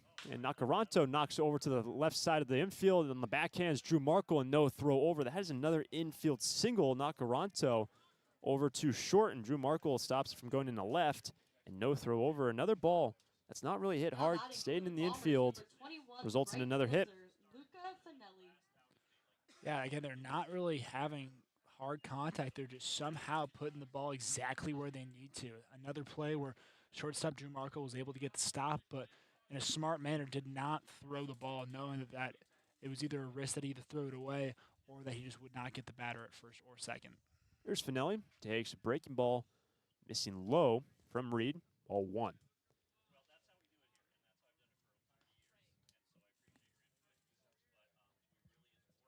Finelli ground into a double play in the opening inning and a fly out in a right field and foul ground, which Peterson made that catch, that remarkable catch. 1-0 pitch, fastball missing high. That is ball 2. You don't want to give up any runs here in this 4th inning, especially if you like in Hensley's mind he's out of this inning after still striking out Burton. That is not the case. Burton is at second. Nacaranto at first. And Finelli ahead in the count, 2-0. The pitch, Finelli breaking ball in there for a strike, 2-1. It's a good off-speed pitch by Hensley, able to locate that in the outside portion of the play today. 2 balls and a strike. Finelli's batting from the right side. Sees the 2-1 from Reed, and a half-hearted swing. Did he go? Yes, he did, says our first base umpire. Trying to lay off of that breaking ball, 2-2. Once again, recognizing he doesn't need to throw a ball in the zone, testing the batter here. And that's just a fantastic pitch by Reed. And the right-handed pitcher who plays for Oklahoma. Pitched on the 22nd, looking to get out of this inning. The 2-2 pitch, and Finelli will stay alive, lifting it over the first base dugout. We'll do it again.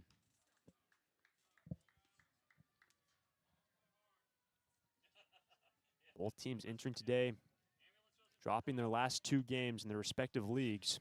Bombers out of the Western Baseball Association. Of course, the Stars playing for the CCL. We're tied at 2. The 2-2 pitch, and the breaking ball missing high, full count.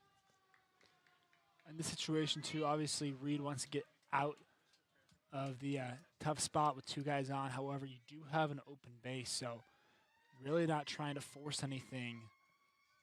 Possibly going to go back to the off-speed and the outside part of the plate.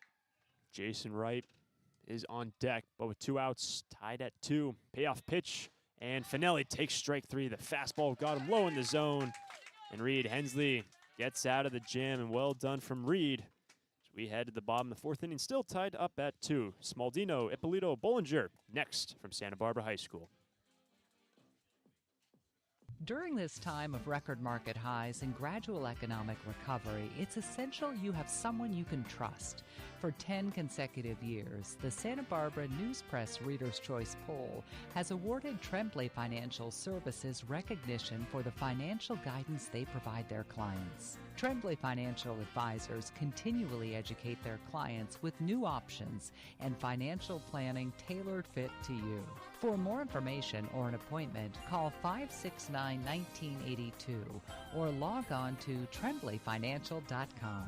Securities and advisory services offered through Centaurus Financial Inc., member FINRA and SIPC, a registered investment advisor. Tremblay Financial Services and Centaurus Financial are not affiliated companies. Investing involves risk, including potential loss of principal. No investment strategy can guarantee a profit or protect against a loss in periods of declining values.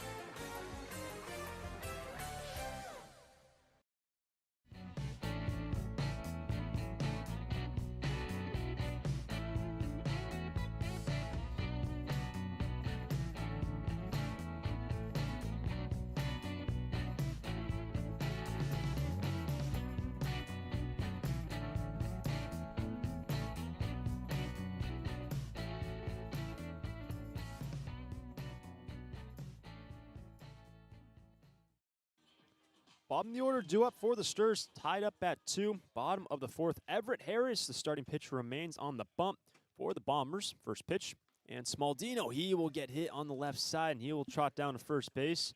This hit by pitch is brought to you by Alta Orthopedic. Ouch, that looks like it hurt. This hit by a pitch brought to you by AltaOrthopedics.com. Got hurt? Call them. So Smaldino aboard for the first time today, and that's going to bring up Kurt Ippolito. I think both you and me, Hunter, have been shocked to see both Hensley and Harris go so long in this ballgame, especially with the very delicate nature.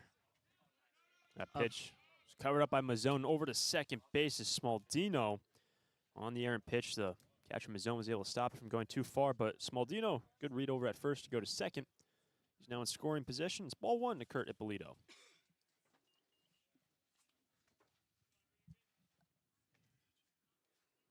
Kurt scored the tying run in the second inning. He was driven in by Peterson. Couple next batters will be Caden.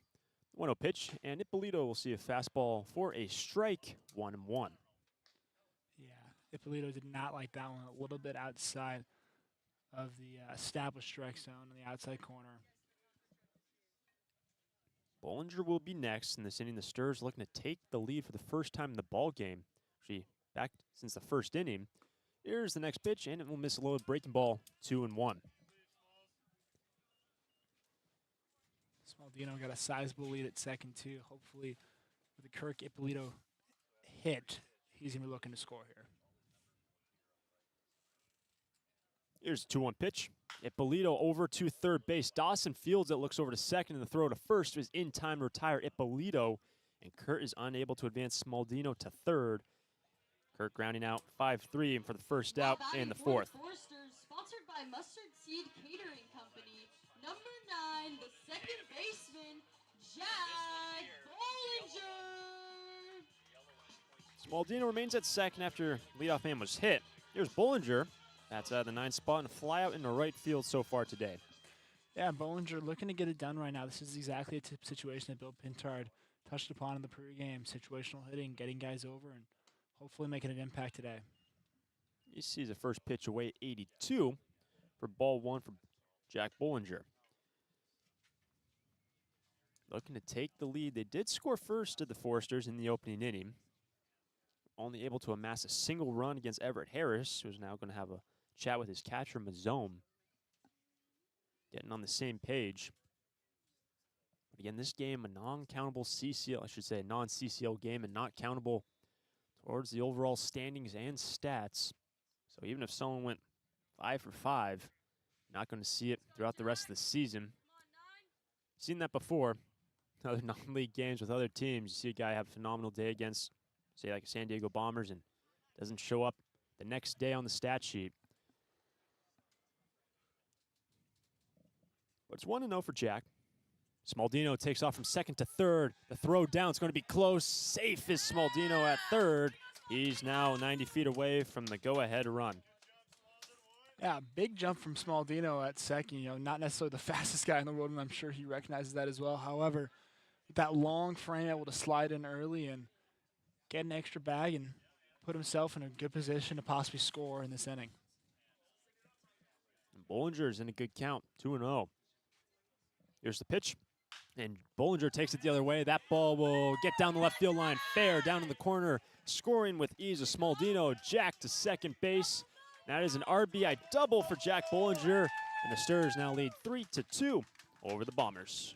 I'm loving seeing these guys go the other way. Now, they're obviously having better approaches today than they have in the past. Not necessarily showing on the scorecard only being up or on. However, several guys today have been able to put guys in scoring position and look the other way, not trying to pull every ball, recognizing off-speed pitches when they're presented, and giving them a ride to the right or left side of the field. Now time being called. Here comes the manager, Scott Stanley, out of the third base dugout. This might be it for Everett Harris. We'll have to wait and see. But Jack Bollinger drove in go-ahead runs. Now 3-2, Sturs on top. And that RBI is brought to us by Gold's Gym. Gold's has 3 locations in the Goleta and Santa Barbara areas where the Foresters train to win. Thanks to Gold's Gym for sponsoring that run batted in. Caden Peterson also has an RBI, but we will have a pitching change. Everett Harris, his day complete. We will step away. Sturs now lead 3-2. Peterson will stand in a runner at second, 1 away in the bottom of the 4th. We're Tammy and Scott from Draftsman Ale Works here in Goleta, California. For me, making beer is a dream come true. Seeing the community come together in our brewery is a fantastic feeling. Community West Bank has trusted and believed in us from the very beginning. Not only have they helped us by getting to where we are today, but they're helping us lay a path for where we want to go. We count on them. The community counts on Draftsman Ale Works to bring people together. We're glad they count on us. Community West Bank, member FDIC. It's out of here. It's tough to tell whether that's another Forester's home run or one of the many flights going out of the Santa Barbara airport. With 22 daily departures and 11 direct destinations, including Chicago, Dallas, Las Vegas, San Diego, and Seattle, there's no need to drive and fly when you can take off local at the Santa Barbara airport. Prepare for a departure from the usual travel experience. Choose SBA and depart differently. A proud partner of the Santa Barbara Foresters.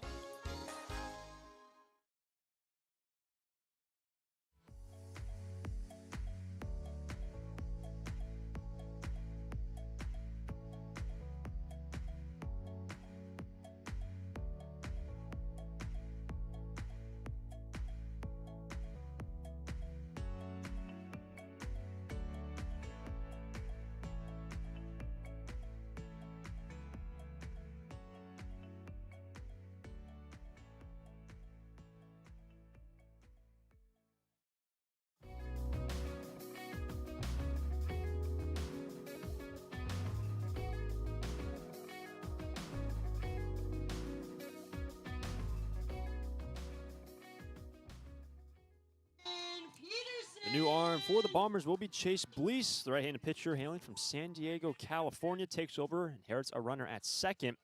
The batter, top of the order, is Caden Peterson. 1 away. Sturs now lead 3-2 after Jack Bollinger brought in Smaldino. First pitch to Caden, and Peterson sends it well foul down the third baseline and into left field. Strike 1. Yeah, Blease coming out of Yavapai College, making 20 appearances for the Rough Riders through 35 and a third innings and then 33 strikeouts. Originally from San Diego, like we mentioned before, hailing from Torrey Pines High School. 1 out, man at second. The 0-1 pitch to Caden. Here it is, and Peterson sees one in, nearly gets clipped. Ball 1. Good work from Peterson all day today. He's got a walk in the opening and scored in the first, and a sacrifice fly to score Ippolito in the second. 1-1 pitch, and this ball is lined over to the third baseman. Dawson scoops up and over to first base, grounded over to the third baseman Dawson, and Peterson will be retired for the second out in the inning. Now batting for your Foresters, sponsored by BMW Santa Barbara. Bollinger holds at second, but now 2 gone. He's going to bring up the lefty, Jackson Freeman.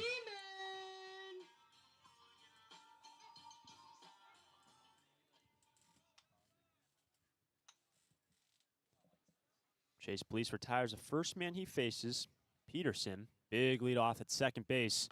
And a swing and a miss for Freeman. Strike one. You saw that big lead at second, like you just mentioned. Obviously, Bollinger trying to possibly score off of any contact that Peterson makes with 2 outs. He'll be going immediately. Another big lead for Jack. Here's the 0-1 pitch. Up and out of play for Freeman for strike two. That goes to the left of home plate and out of play. Jackson's able to reach. Will Rogers on deck. The Stars have already pushed in a run, forcing Everett Harris, the starting pitcher, pulled out of the ball game. Starter going 3 1/3. Here's the 0-2 pitch for Freeman. The delivery, and Freeman over in the right field. That ball will get down. Freeman takes it all the way down, looking for extra bases. Bollinger will score with ease, and an RBI double for Jackson Freeman. Stars now lead 4-2. Great work from the center fielder, Freeman. Now batting for your Forsters, number Great 7, knock the from left Bollinger, fielder, or excuse me, by Freeman. Be able to turn to that ball. You know, that was on a 78-mile-an-hour changeup, I believe. Missed it a little low and inside, and Freeman able to take it to a ride. Here's Will Rogers. And for Freeman, that RBI double, that's the second RBI double of this inning. And that RBI is brought to us by Gold's. Gold's Gym, 3 locations in Santa Barbara County. Stars trained to win. First pitch, and Will sees a breaking ball for a strike. Well, Cole, we talked about situational hitting. That's what the manager really stressed. Even with 2 out, Jackson Freeman able to get some contact and get extra bases and drive in a run. Rogers down in the count here against Blease. 0-1. And Will sees it in. 1-1. Well, and regardless of the scoreboard right now, obviously the Stars now being up, it's about the way they go about having their at-bats, seeing more pitches, shortening up their swing again. That was not necessarily a massive knock by Freeman, but he was able to get his barrel out in front of the ball, recognize the off-speed pitch, and take it to deep right. Here's the 1-1, and Rogers chops it out of play down the left field line. Strike number 2. Will today's been hit, and a ground out to short. In the bottom of the 4th inning, Santa Barbara now lead 4-2. 2 gone, and Rogers behind in the count. Ball and 2 strikes. Freeman at second. And Chase Blease look back to second. And the 1-2 pitch. Rogers sees it well away. 2-2.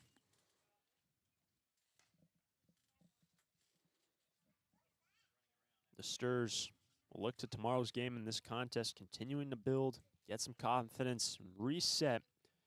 They're dropping 2 games to a blistering hot OC Riptide, who have now won 5 straight games in CCL play.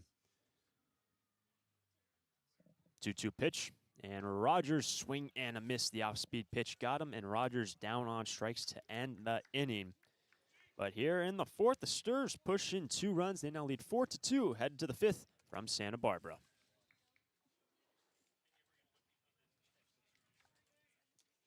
Santa Barbara Airport has 5 airlines: American, Alaska, Delta Air, Southwest, and United, with 12 direct destinations from Santa Barbara to Atlanta, Dallas, Denver, Las Vegas, Oakland, Los Angeles, Salt Lake City, Portland, San Francisco, Phoenix, Seattle, and Sacramento.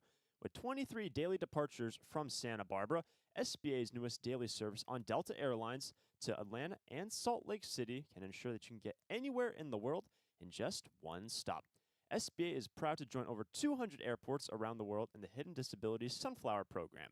Passengers with a disability can opt into the program, and in doing so, trained staff at SBA will be there to provide additional level of customer service. You can learn more at www.flysba.com. Once again, you can learn more and book your flights today from Santa Barbara at www.flysba.com.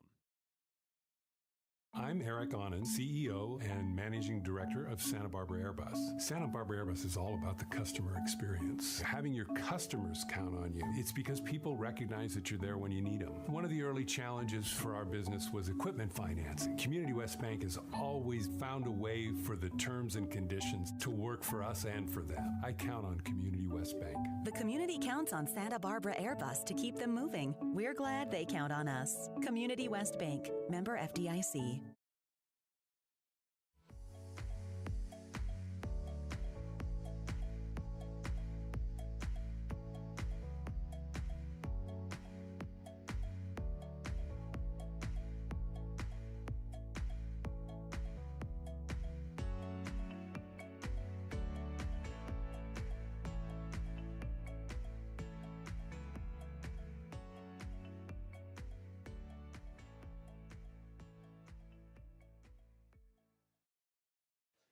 Going to the fifth inning, presented by Finney's Craft House. Finney's on Lower State Street is a great place for Forester fans to gather before or after the game. Thanks to Finney's Craft House for sponsoring this fifth inning. We have a pitching change. Jake Fields now on the hill.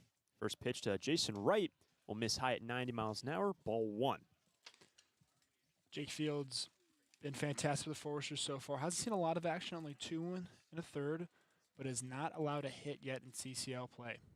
Here's a 2-1 pitch right down the middle, 1-1. And for Jake Fields, last outing on the 14th. Tossed a third of an inning when the Sturs needed to get out of the jam. They went to Jake. Here's the 1-1 to Wright, and Wright will see another fastball high and away, 2-1. You know, seeing Fields 2 times this year so far, he seems like he can be a really good bridge guy for the Foresters when needed, and obviously in this situation, hopefully get out in the right foot, start the inning. 2-1 pitch, missing away for ball 3 for Jason Wright. To follow Torres and Mazzone for the San Diego Bombers. A score 4-2. Sturs on top. Here's a 3-1 pitch. And Wright swing and a miss and took a spill. Swinging out of the shoes on that one, full count. That's a swing where you don't even know what's coming at you. You're just hoping it doesn't nick you. And for Fields, that heater at 88, the last pitch. Full count. Here it is. Right swing and a miss. Another fastball from Fields, and he retires Jason Wright. One away in the fifth. After that, Jason Wright, second strike swing, you felt like Fields was in control of that at bat, no question. So this will bring up Zach Torres, who is 2 for 2 today. He's got a single and a double, and also a run scored to his ledger. One away, and the base is clear. First pitch, and Fields fires a strike, 0-1.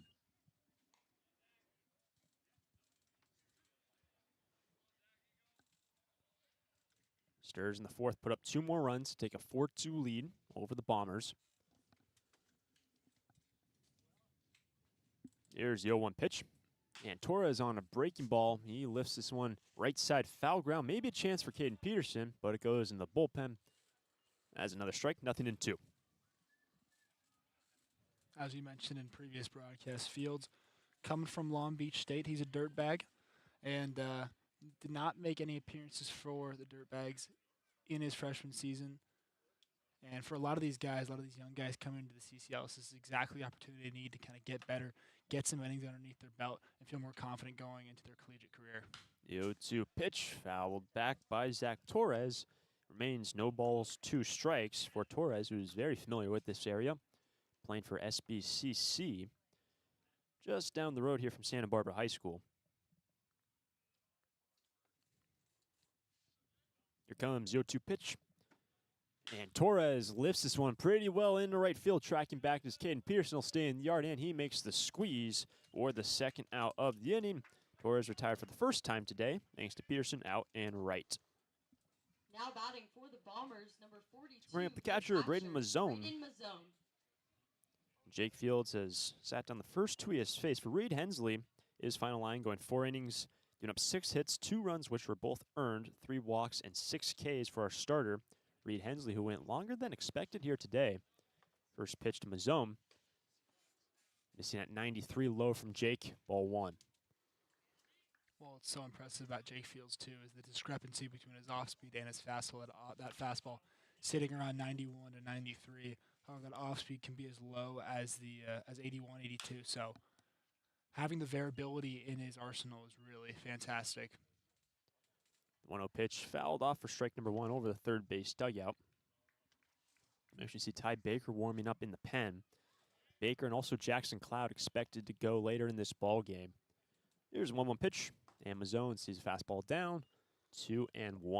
Yeah, we could kind of see a reverse start, honestly, from the Foresters today. Jackson Cloud, being a typical starter, but possibly getting the close, depending on the situation. 2 gone, bases clear. Here's a 2-1 pitch to Mazzone, and that is ball 3 away, 3-1. And especially now you're coming into the heart of the season for the Foresters. Next 3 weeks playing 6 straight games every week. Try to find that typical rotation, have a certain group of guys hot one day, off the other day. 3-1 pitch is lifted into center field. Going back is Freeman. Get outs under it and makes the squeeze out in center field. Mazzone barrels it up but stays in the yard. And it's a 1-2-3 inning for Jake Fields. Fields, well done. We're going to the bottom of the 5th. Holman, Taman, Markle coming up. Sturs on top 4-2. Take me out to the ball game. Take me out to the bookstore. Hi, this is Foresters Hall of Fame member Jim Buckley. When I'm not telling you who's batting for the Sturs, I write books for kids. Visit Chaucer's Books on Upper State Street and ask for my new graphic novel biography of Amelia Earhart or any of the great books I've written in the Who Was biography series. Titles include Muhammad Ali, the Wright brothers, Blackbeard the Pirate, Roberto Clemente, and many more. Thanks for your support of reading for kids and the Foresters. We're Tammy and Scott from Draftsman Ale Works here in Goleta, California. For me, making beer is a dream come true. Seeing the community come together in our brewery is a fantastic feeling. Community West Bank has trusted and believed in us from the very beginning. Not only have they helped us by getting to where we are today, but they're helping us lay a path for where we want to go. We count on them. The community counts on Draftsman Ale Works to bring people together. We're glad they count on us. Community West Bank, member FDIC.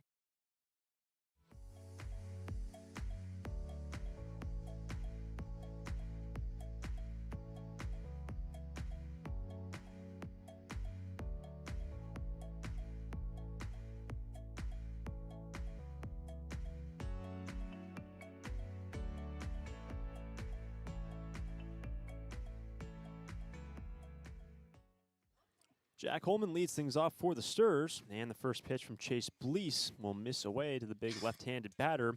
Defensive change, Braden Mazzone over at first. Jason Wright now catching. Ball 1 to Holman. Second pitch, and Holman fouls it back just to the left of home plate.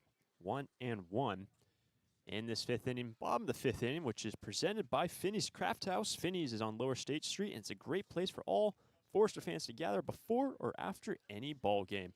Finney's Craft House. It's Holman, Taman, and Markle in this inning. Comes a 1-1 pitch to the leadoff man. And Holman in the center field lines it. Torres moves over to his right, makes the squeeze, and Holman retired for the first time today. Now batting for the Foresters, sponsored by Finney's Craft House. Well, Cole, last time the Sturs were at the dish, plated 2 runs in the 4th, and now lead 4-2. Looking to get some more runs throughout this ball game. Tack on some insurance. Yeah, Foresters all seeing really good at bats so far today. The first pitch to Taman missing away, ball 1. Ryan had a RBI walk in the 1st and struck out looking in the 3rd. First look at Chase Blease. 1-0 pitch, and a breaking ball is in there, 1-1.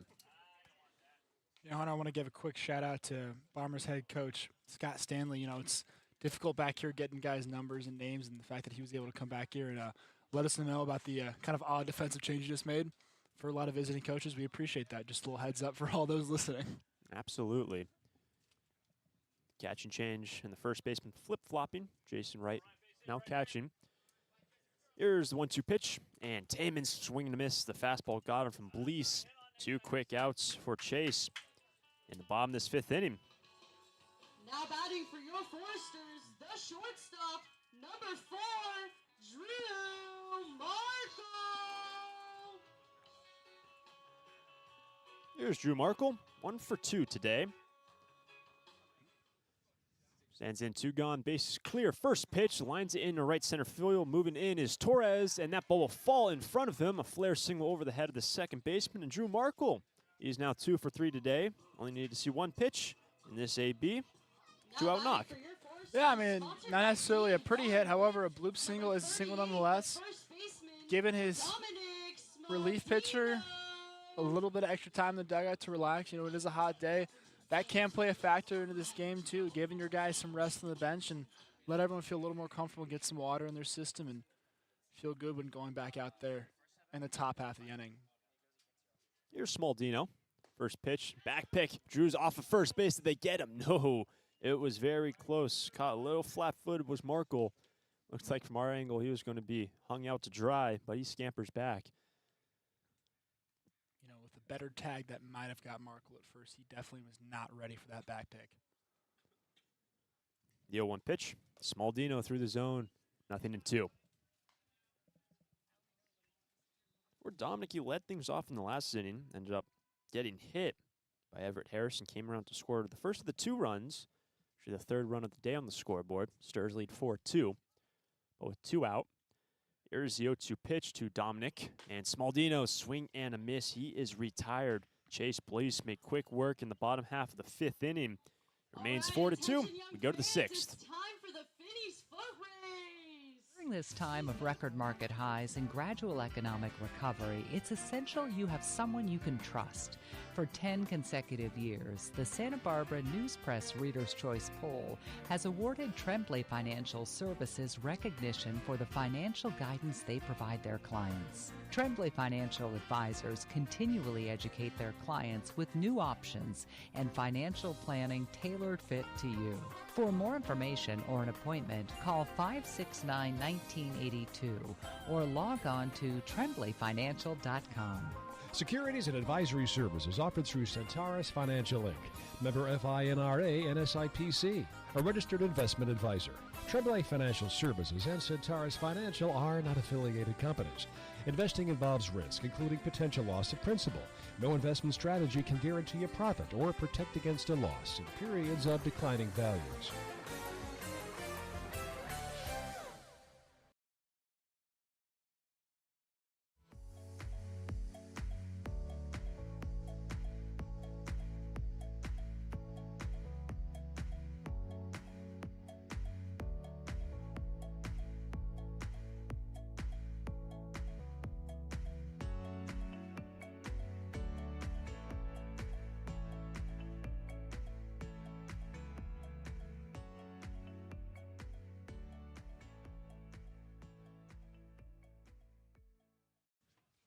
Jake Fields remains on the hill for the Santa Barbara Foresters, and they maintain a 2-run lead, 4-2 our score.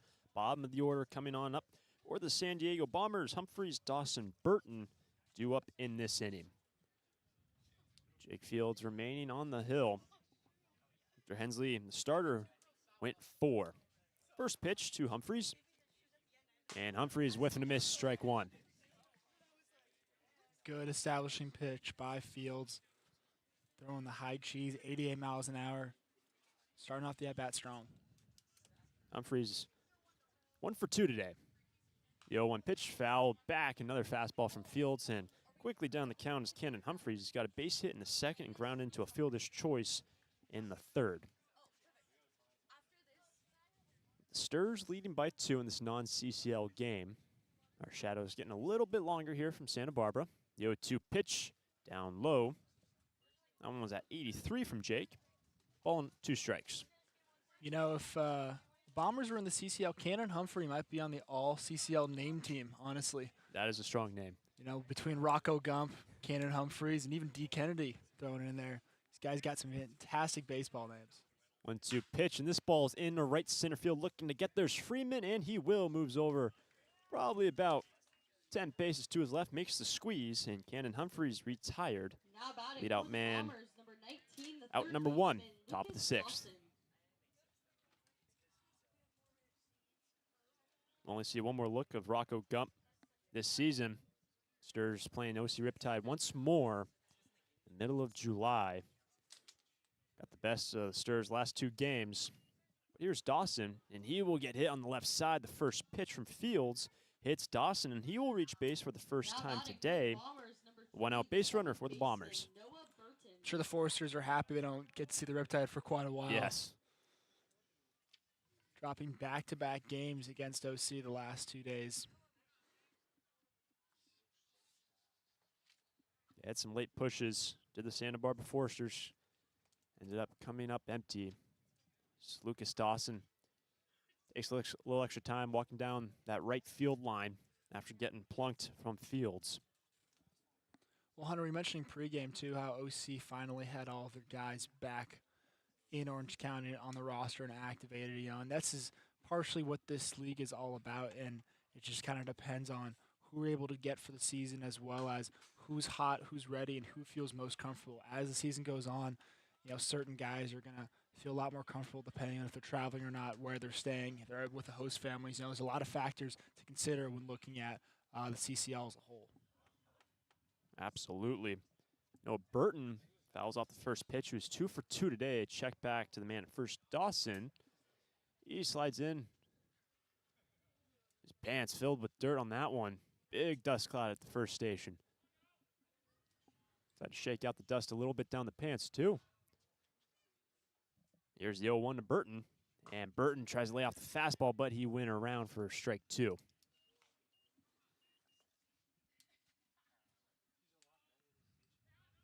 The fastball from Fields been around 89. You've even seen 93 at clip, right in that zone. Last one at 90.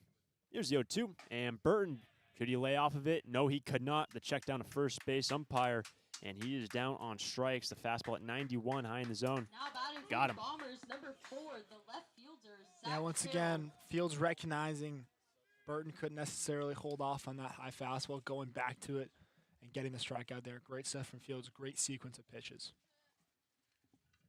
Here's the top of the order, Zach Farrell. He's 0 for 2 with a walk today. First pitch to Farrell, and a swing and a miss, strike 1.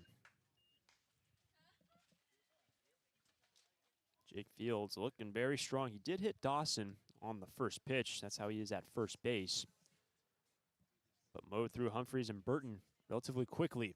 The 0-1 pitch, and Farrell over to first base, but it goes out of play. That's strike 2. Well, it's been frustrating, I'm sure, for the Foresters pitchers today. No one's really hit between Hensley and Fields, and no one's really hit the ball that hard. However, like you said multiple times throughout this broadcast, it's about where they're hitting him. They're choking up on the bat, and they're getting hits down, especially shortstop, deep third, and poking it out to shallow right and left field. Yeah, 6 hits currently. The 0-2 pitch, foul back by Farrell. He stays alive. And really, when you look at those 6 hits, just like you just said, you described him perfectly. Infield hits, placed perfectly between the middle infielders and the corners, or just flared up in a shallow outfield. And Fields looking very strong out of the pen today. 2 gone.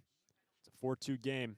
The 0-2 pitch, and it's fouled back. I believe off our home plate umpire. Means nothing to 2.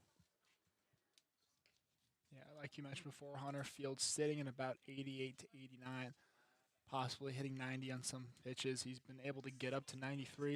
Let's see if he's able to bring out on this final pitch. Fields coming set, man, first 2 gone. Top of the 6th, here's the 0-2 pitch, and that one's down low and Taman. Great work to keep that ball in front of him. Ball 1. Yeah, give credit where credit's due. Taman's done a fantastic job behind the dish today, especially when runners have been on, putting his body on the line, getting extra balls in front of him, especially when guys are on the corners. The Sturs on top, 4-2. Man at the top of the order, Zach Farrell. 1-2 count, 2 out. Here's the pitch, and Farrell pops it up, and that ball actually go out of play. I think I was going to stay fair, but behind home plate it goes. It remains 1-2.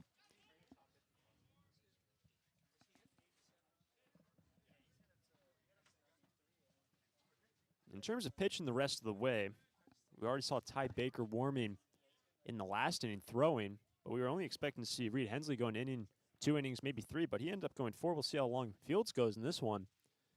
1-2 pitch, and it looks like it nearly caught him. Did it? Yes, it did. Farrell gets hit on his left side, shaking his hands. He appears to be okay He gets hit on the left wrist. He's down to first base. 2 hit batters in this inning from Fields. That's a frustrating one for Fields as well, especially due to the fact that he was up in the count. Felt like he was in control of that batter in this inning, and you just, once again, don't want it to spiral, especially with 2 outs. Here's Nick Nacaranto, DH today. Stands in for the 4th time. First time seen Fields against Reed Hensley. Worked a walk, struck out swinging, had a base hit. But out goes Taman. Quick chat with Fields. And you said it, Cole. Don't let this inning get away from you, especially for the Sturs. On top by 2 runs. Top of the 6th inning. Continue to roll. Ippolito, Bollinger, Peterson scheduled the bottom half this inning. Here's the pitch, and Nacaranto takes a strike.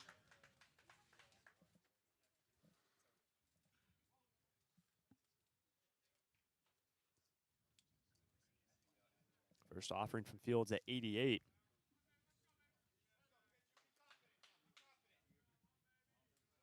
Two gone, 2 aboard. The 0-1 pitch. And Nacaranto sees another fastball at 88 down low. Ball and a strike.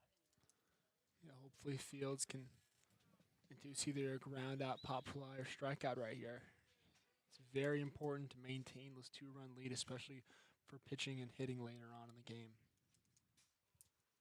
It's non-CCL matchup. 1-1 pitch. Nacaranto chops us fair ground. Here comes the pitcher. Didn't even leave the batter's box. Was Nacaranto, and touching first base by himself is the pitcher, Jake Fields. I think Nacaranto thought it may have hit him off the foot, but he will ground out for the 3rd out of the inning. And that will finish up the top half of the 6th. Sturs still on top 4-2 going in the home half of the 6th inning. Today, no matter the score of the game. Take me out to the ball game. Take me out to the bookstore. Hi, this is Forrester's Hall of Fame member Jim Buckley. When I'm not telling you who's batting for the Sturs, I write books for kids. Visit Chaucer's Books on Upper State Street and ask for my new graphic novel biography of Amelia Earhart or any of the great books I've written in the Who Was biography series. Titles include Muhammad Ali, the Wright brothers, Blackbeard the Pirate, Roberto Clemente, and many more. Thanks for your support of reading for kids and the Foresters. Need a new copier for your office? Coastal Copy is the original copier dealer in the Tri-Counties and your authorized Kyocera dealer, offering complete sales, service, and supplies on a full line of Kyocera Task Alpha digital MFPs. And thanks to the latest in Kyocera mobile and cloud technology, we offer Kyocera's mobile print app, which allows you to access documents through your smartphone or tablet. Call us today to schedule your free assessment and quote. You'll see a difference because we go the distance. Call 1-800-995-8835.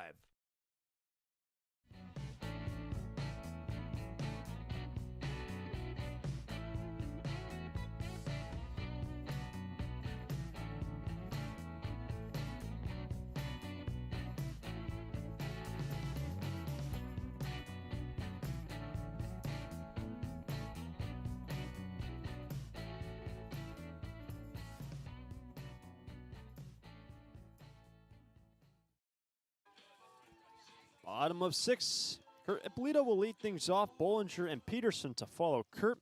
4-2 our score. Chase Blease remains in the ball game. First pitch from Blease. It's a breaking ball grounded over to short here as Humphreys scoops it up. And the throw over to first was in time. Ippolito had some good speed, but 1 pitch, and he will ground out to short to kick off the 6th inning. Now batting for your Foresters, sponsored One by down, Flex bases Time clear. Here's Breaking. Jack Bollinger. Number 9, the And second Jack, in the last baseman, time he was up, RBI double, which ended up pushing in the go-ahead run to make it a 3-2 ball game. Yeah, Bollinger had some really productive outs throughout this season so far. First pitch to Jack. It's a breaking ball, and it's in there for a strike. 0-1. Bollinger, especially later on in games, has been used as a pinch hitter and been really productive, being able to move guys over and cash in on some big RBI opportunities. The 0-1 pitch. And Jack on another breaking ball, lifts it in the left. Will that ball get down? No, it is caught by the left fielder. Out there is Zach Farrell. Looked like that ball might cut and fall in front of the left fielder, but it does not. Bollinger, right fielder, number 11, retired, out and left, 2 gone. You know, if I'm Peterson, I'm not necessarily sure if this is a mentality, but with those 2 quick outs, you want to be able to give Fields a little bit more time. This ball is down the left field line. That is fair. Evades the glove of Lucas Dawson. Peterson rounds first to second base. It's going to be close, sliding in. As the dust clears, he is safe. The 2-out double from Caden Peterson. 1 pitch right down the line. You know, these guys are making me a little sheepish right now, Hunter, by the fact that all of my calls have been a little incorrect today.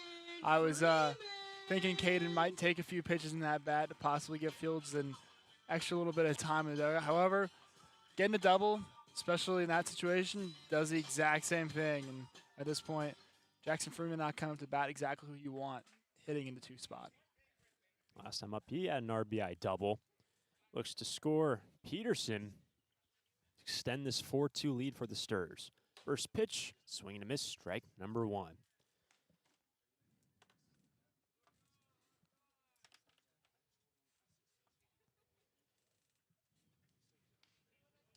Man in scoring position, bottom of the 6th. This non-CCL game building to tomorrow's matchup against Arroyo Seco. The 0-1 fouled back, strike 2. That's going to be another night game as well for the Sturs. Had their first true night game on Sunday against OC, but 6:05 first pitch Pacific time down in Pasadena. Yeah, you know, it's such a different mentality playing, you know, at 6 or 7 compared to 4:30 every day. You know, obviously here at Santa Barbara High, we do not have lights, so pretty much every game of the season that is going to be home is going to be in that 4:30 time slot. And it does make a difference. You know, these guys' game day routines is a little bit different, especially when you have to travel all the way down to LA. The 0-2 pitch, runner goes over to second base is Peterson, and he is in. And Caden Peterson using those legs 90 feet away from an extra run for the Sturs. It's a very risky run by Peterson. He recognizes, obviously, he has the speed. However, in this situation, you just need more runs. So, obviously, put himself in a good spot to score. However, it is very risky knowing that even a single would probably score you from second. 1-2 pitch, and the breaking ball mission away. 2-2.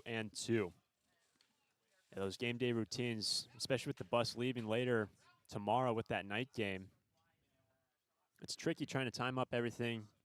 All these players have those specific routines, which they like to try to follow as much as possible. The 2-2, and Freeman sees ball 3 just away, full count.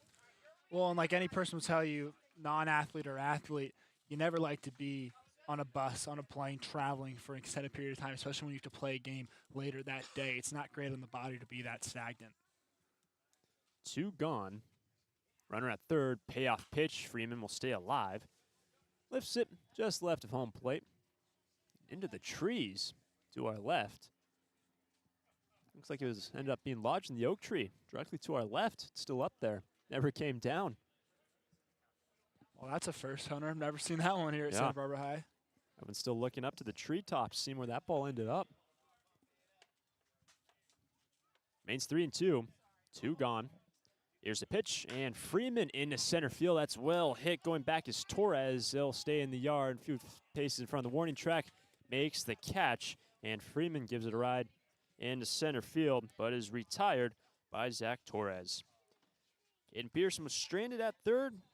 Sturs unable to tack on anymore. It's 4-2 going to the 7th. It's out of here. It's tough to tell whether that's another Foresters home run or one of the many flights going out of the Santa Barbara airport. With 22 daily departures and 11 direct destinations, including Chicago, Dallas, Las Vegas, San Diego, and Seattle, there's no need to drive and fly when you can take off local at the Santa Barbara airport. Prepare for a departure from the usual travel experience. Choose SBA and depart differently.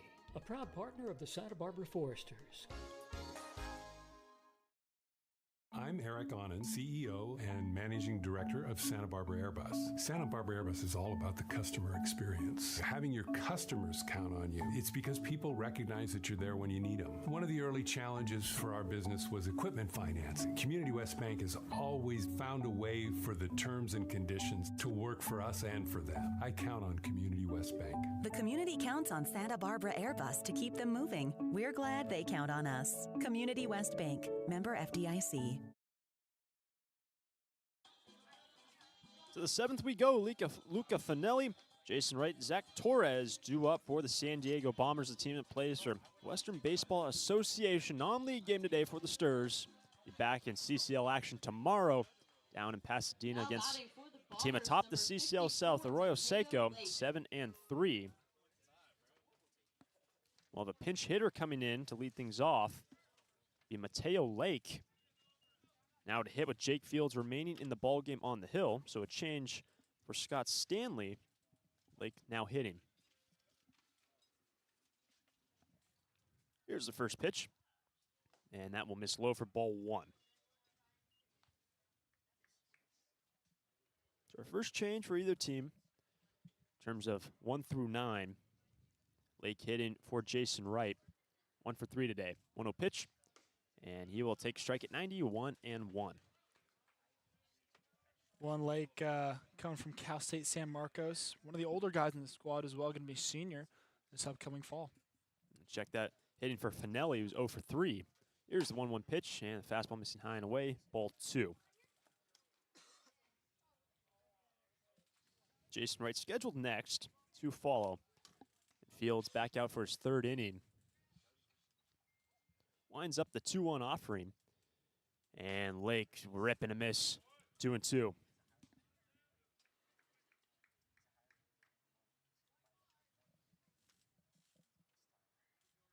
Jake Fields has done very well entering this ball game out of the bullpen.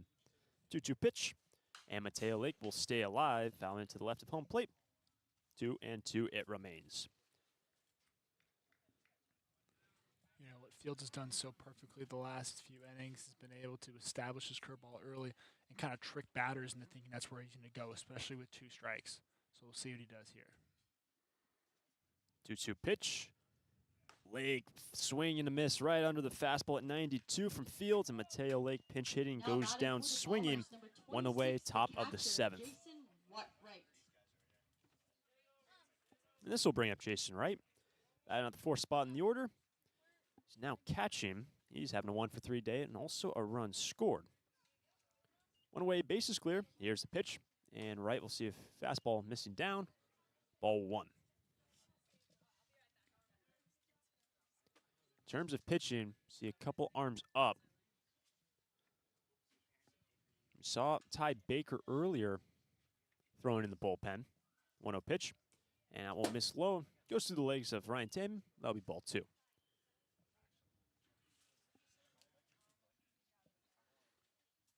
Cole, when you look at this game, still it's just a 4-2 lead. Sturs picked up their lead in the 4th inning, tacking on 2 runs. Before that was tied. Still, this game, Bombers get a couple base runners, can get interesting. 2-0 and a swing and a miss, 2-1. Well, that's exactly right, Hunter. In this situation, despite Fields looking so good on the mound right now, you don't really feel that comfortable. You recognize that, especially in the first few innings, we saw the Bombers tack on a few just kind of through regular, everyday hitting. This ball is lined towards the bullpen down the right field line. That's where the Forster pitching staff is housed. That's strike 2. Yeah, that first inning, the first couple innings, really got some base runners, collected 4 hits in the 2nd inning alone. 1 away and the base is clear. Here's the 2-2 pitch to Jason Wright, and Wright reaches for it. Do it again. Well, that's, I think, what makes this whole situation feel so uneasy for many Forester fans, because you recognize these guys don't need big hits to get on base. They don't need big hits to get RBIs. They can do it all around the field, especially on, beating out balls to second or short. 2-2, and Wright pops it up mile high. Over to the first baseman, Smaldino camps out under it. Fair ground, makes the squeeze. Jason Wright retired, 2 gone, top of the 7th. Center fielder Zach Torres. Here's Zach Torres. Prior to the 5th inning, the last time he stood in, he had a hit and a double, and also a run scored. Very productive day. He had a fly on the right last time he stood in. It's also the second look for him. Second look at Jake Fields. First pitch, and missing in, nearly hits him. Ball 1. Well, we mentioned before, this is kind of a homecoming for Torres, coming from Santa Barbara Community College. Struggling a little bit there this past season. However, doing it today for the Bombers of San Diego. 1-0. And this ball chopped fair over to Ippolito. Fields it well off 1 hop and rifles it over to Dominic Smaldino and Jake Fields. 3 up, 3 down. Top of the 7th. Sturs remain on top 4-2. Stretch time from Santa Barbara High School. Santa Barbara Airport has 5 airlines: American, Alaska, Delta Air, Southwest, and United, with 12 direct destinations from Santa Barbara to Atlanta, Dallas, Denver, Las Vegas, Oakland, Los Angeles, Salt Lake City, Portland, San Francisco, Phoenix, Seattle, and Sacramento. With 23 daily departures from Santa Barbara, SBA's newest daily service on Delta Airlines to Atlanta and Salt Lake City can ensure that you can get anywhere in the world in just one stop. SBA is proud to join over 200 airports around the world in the Hidden Disabilities Sunflower Program. Passengers with a disability can opt into the program, and in doing so, trained staff at SBA will be there to provide additional level of customer service. You can learn more at www.flysba.com. Once again, you can learn more and book your flights today from Santa Barbara at www.flysba.com. When it comes to your office equipment needs, call Coastal Copy. We're the largest independent office equipment dealership in the Tri-Counties, and as your locally owned authorized Savin dealer, Coastal Copy offers complete sales, service, and supplies on a full line of Savin digital copiers and MFPs, Savin color printers, digital duplicators, Savin wide format systems, digital presses, document management solutions, and more. That's Coastal Copy. You'll see a difference because we go the distance. Call 1-800-995-8835. Bottom of the 7th, it remains a 4-2 game. It's been that way ever since the 4th inning. Rogers, Holman, Taman coming up. And Chase Blease, the right-hander, the only pitcher out of the bullpen being used today, remains on the hill for the Bombers. Yeah, you know, it's a little shocking, especially coming into this game, recognizing that both bullpens were going to be used a lot, and we've only seen really 2 pitchers for both Santa Barbara and the Bombers today. It makes sense a little bit more for San Diego. They have to be here today as well as go to Conejo tomorrow, so they have to keep a lot of guys fresh and ready. But as the first pitch will get past the second baseman, Noah Burton. Will Rogers out in the right center field. That is a leadoff knock for Will, and he's aboard for the second time and picks up his first hit. 1 pitch and a base hit for Will Rogers, and the Sturs in business in the home half of the 7th. great piece of hitting there by Rogers once again. A lot of guys going opposite field today. Rogers is another perfect example of that.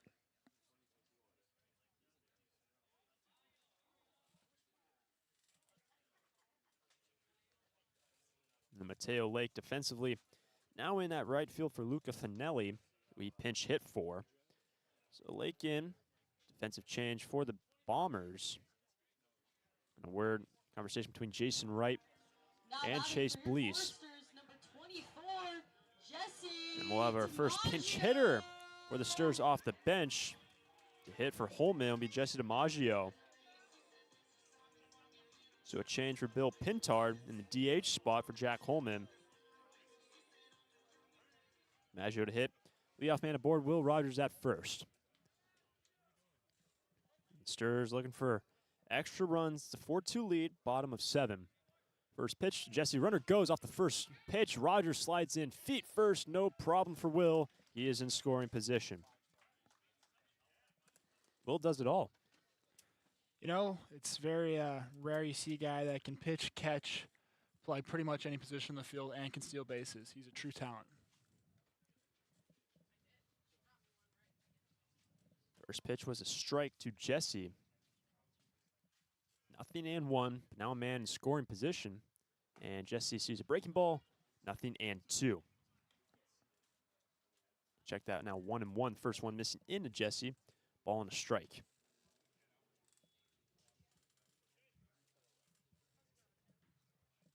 Maggio takes a moment. Taman will stand on deck. Holman, who was a starting DH, had a walk, a single, and a line out to center. But it's now DiMaggio to hit for him. Here's the 1-1 pitch. And Jesse, he checks his swing. He's able to take ball 2. Yeah, DiMaggio having a pretty decent year so far. 3 hits through 12 at-bats. Batting a solid .250 to start his campaign with Foresters. And playing multiple positions for them in the field. Can he score? Will Rogers at second base to get some insurance runs. It's 2-1. Runner goes. DiMaggio fouls it off. That is strike 2. Even up the count. And going back to second was Rogers. He had a good jump. Yeah, Rogers, I don't believe even was looking at the pitch. He was gone. It was like a bucking bronco out of the cage, not looking back. All eyes at third base.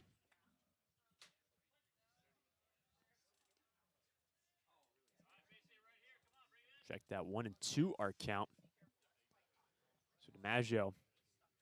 Let's see the 1-2 pitch. Again, a couple looks back to second base. Here it is. And the 1-2 over to third base. And that ball was in and out of the glove of Dawson. Can he recover in time? Was it? Yes, he can. The third baseman, Lucas Dawson. That ball was in and out of his glove, but he is able to recover, fires it over to retire DiMaggio.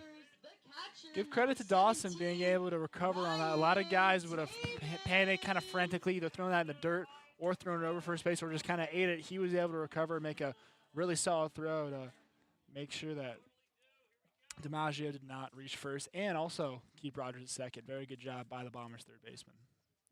Here's Ryan Taman, one away, man at second still. First pitch, and Ryan on a breaking ball, swing and a miss, strike one. You know, we saw Rogers already try to take third. Would not be shocked if he got a big lead again, despite the Bombers having most likely a few more eyes on him, especially at second during this at-bat. Burton, the second baseman's holding on to him. 0-1 pitch. Taman sees it high and in, even up the count. Well, in tomorrow's ball game, pitching coach Ryan Kramer said we might expect Max Frazier to pitch today. One of the few lefties on the pitching staff for the Sturs, but Bill Pintard wants to save him, if at all possible, till tomorrow's ball game. A lot of lefties in the order for Arroyo Seco. The 1-1 pitch, and Taman swinging a miss, strike two. Again, that's really what this game's all about. Getting right after dropping two straight against OC Riptide, against a very tough Arroyo Seco team tomorrow, on the road no less. Yeah, it's going to be a big challenge tomorrow for the Foresters to get a win on the road. Once again, another night game against a great team like Arroyo Seco. Here's a 1-2 pitch, and that is ball two down in the dirt. Good keep from Jason Wright. 2 balls, 2 strikes. Well, like we talked about earlier, Hunter, CCL is stacked this season. You know, Yes. Any team can win in any given night. There's no give-me's, and even your non-affiliated teams like the Bombers, you know, you can't get too comfortable regardless of what you're doing. Rogers still at second. Will he try to make a jump? Yes, he will. Here's the 2-2 pitch. Ball 3. Rogers slides in safely to third. Full count for Ryan Taman. Now they're going to send him back. And now they're saying interference on the home plate umpire, interfering with the throw. Now Bill Pintard comes out of that first base dugout on the interference from the throw down from the catcher right to third. You know, I think Bill Pintard, not necessarily mad about that. I mean, at least he, I think, recognizes, the ump at least said he was sorry, you know, recognized his issue. And I think in this type of game situation, you know, not necessarily high stakes, not being a non-CCL game, he's not necessarily happy with it, but willing to accept it. So it's full count. Here's the pitch, and that will be called strike 3. Ryan Taman goes down looking. That's going to be the second out of the 7th. Breaking ball. Another one from Blease. Number 4, the shortstop, Drew Markle. This is going to bring up Drew Markle. He's having himself a 2-for-3 day. Struck out in the first, but since then, base hit in the 3rd and in the 5th. Rogers had to go back to second, but now 2 gone. First pitch to Drew, and Markle checks his swing on that breaking ball, ball 1.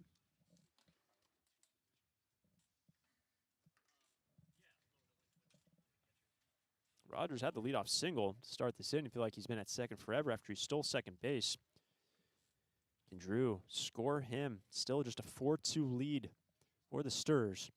1-0 pitch, fastball high and away, ball 2. You know, unfortunately for Markle, he's been struggling a little bit this year, but what's really unfortunate is the fact that he's 2 for 3 today. None of these stats are going to count. Yes. That's how it goes. Sometimes in these non-CCL games, you look at your average tomorrow, it's the exact same as it is today. Does not count. The 2-0 pitch, and Drew will foul it back for strike 1. I'm sure Drew, like a lot of these guys that are hitting well today, though, it's a mental note, Absolutely. if nothing more. Getting good reps in the dish. Say, in the batter's box. Still ahead in the count. 2 gone. Rogers at second. Bliss, the 2-1 delivery. And Markle will spit on it, ball 3. There are guys up in the bullpen down the third baseline for the San Diego Bombers. Looks like Max Miller, right-hander, another one from San Diego, warming up. Chase Bliss entered for Everett Harris, who went 3 1/3, and we're in the 7th, so Bliss has been out there for quite some time. 3-1 pitch, and Drew will take a strike. Markle tosses the lumber. That ball was missing away. Yeah, Markle didn't like that pitch, and Synergy boys, the stat guys in the booth, didn't like that one either. It looked a little bit too far outside. 3 balls and 2 strikes for Markle. Bliss got the call in the last pitch. With 2 out, Rogers, he's going to be having a lead at second base. Here's the 3-2 pitch. There goes Rogers, and that will be ball 4. So that will put runners on the corners. Rogers advances to third, and Drew Markle reaches for the 3rd time today with a walk. When it seemed like the umpire wasn't going to give that same strike again to the pitcher here, you know, that was a similar location, a little bit softer of a pitch. However, Drew Markle was not going to get gypped twice, especially from taking 2 straight balls. This will do it for Chase Bliss. He has been out there since the 4th inning. We'll have Max Miller, the right-handed pitcher, coming in for San Diego when we return. During this time of record market highs and gradual economic recovery, it's essential you have someone you can trust. For 10 consecutive years, the Santa Barbara News Press Reader's Choice Poll has awarded Tremblay Financial Services recognition for the financial guidance they provide their clients. Tremblay Financial Advisors continually educate their clients with new options and financial planning tailored fit to you. For more information or an appointment, call 569-1982 or log on to tremblayfinancial.com. Securities and advisory services offered through Centaurus Financial Inc., member FINRA and SIPC, a registered investment advisor. Tremblay Financial Services and Centaurus Financial are not affiliated companies. Investing involves risk, including potential loss of principal. No investment strategy can guarantee a profit or protect against a loss in periods of declining values. Need a new copier for your office? Coastal Copy is the original copier dealer in the Tri-Counties and your authorized Kyocera dealer, offering complete sales, service, and supplies on a full line of Kyocera Task Alpha digital MFPs. And thanks to the latest in Kyocera mobile and cloud technology, we offer Kyocera's mobile print app, which allows you to access documents through your smartphone or tablet. Call us today to schedule your free assessment and quote. You'll see a difference because we go the distance. Call 1-800-995-8835.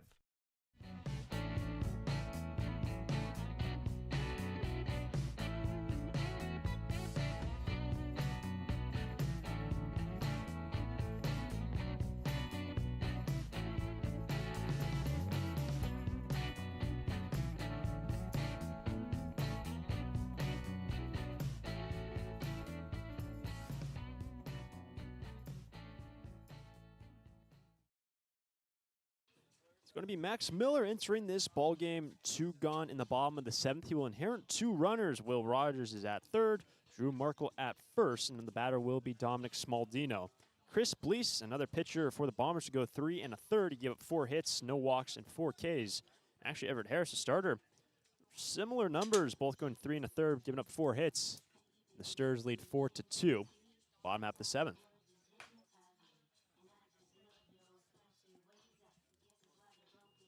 Now batting for the Foresters, Max Miller, the right-handed pitcher, facing Smaldino.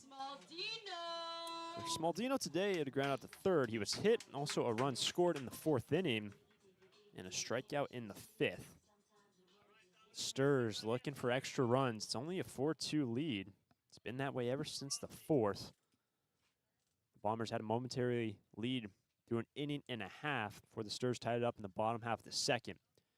Here's the first pitch to Smaldino. Runner goes from first to second, and no throw down from right. It's a big and early jump from Markle. 2 now in scoring position. Yeah, great job by Drew Markle recognizing the situation, especially first pitch out. Max Miller most likely was not going to hold him on. And getting in scoring position with Smaldino up is crucial in the latter half of this game. Ideally, want to get these 2 runners in this 4-2 lead. Here's the pitch. Smaldino sees a way, back pick at third, and that ball looked like it might have gone down the left field line, but Lucas Dawson keeps it in front of him. That throw is a little off, but runners all hold at third and second. It's a sketchy situation for Rogers at third, especially due to the fact that you can't even see that ball after it goes by you. You're thinking maybe possibly even scoring at home, but you really got to trust your third base coach, Steve Shuck, keeping him on the bag and safe and sound. It's 2-0 to Smaldino. Here's the pitch. Rip and a miss at 89 was the delivery from Miller. 2-1. Miller, a former Baylor guy, Carlsbad native, committing, and was on the 2022 roster. Don't necessarily have any stats after that. Currently in the transfer portal as well as a redshirt sophomore. And Smaldino, he's got Drew Markle at second. And Will Rogers has been on the bases. He's the leadoff man's at third.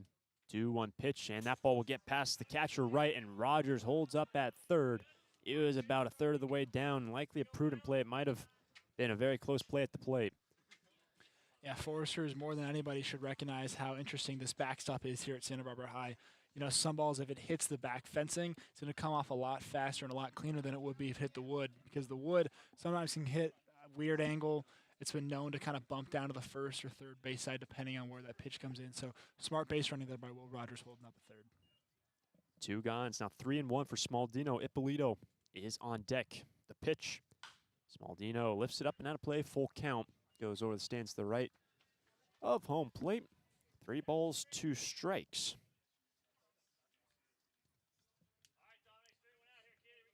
Rogers at the leadoff base hit. Seems like it's been quite some time for Will. Out on the bases. He's rearing to come home to score. The 5th run of the day. It remains a 4-2 lead. 2 gone. Here's the payoff pitch. Smaldino drills this one in the left center field. Smaldino going back. Smaldino leaves the yard. 3-run homer for Dominic Smaldino, and the Sturs extend their lead here in the 7th. And a home run by Dominic Smaldino. 7-2 our score. That home run by Dominic Smaldino brought to you by Santa Barbara Airport. With flights to a dozen cities, you can reach just about anywhere and always come back home to Santa Barbara. Well, that ball got out of here in a jiffy. That was a no-doubter by Smaldino. Exit speed, you want to take a guess, Hunter? I didn't see the iPad. 103? 106 off the bat. Ooh. Scorcher to left. Smaldino once again taking it to deep left. That's his 2nd home run in the last 4 home games for the Foresters. Smaldino starting to heat up at just the right time. Base is now clear for Ippolito, and just what the Sturs needed, some insurance runs here in the 7th. 7-2 now our score. 2 gones. Here's Kurt, and he fouls it back for strike number 1. And that home run from Dominic Smaldino is brought to you by Santa Barbara Airport. Thank you for sponsoring that homer. You can always get home safely with Santa Barbara Airport.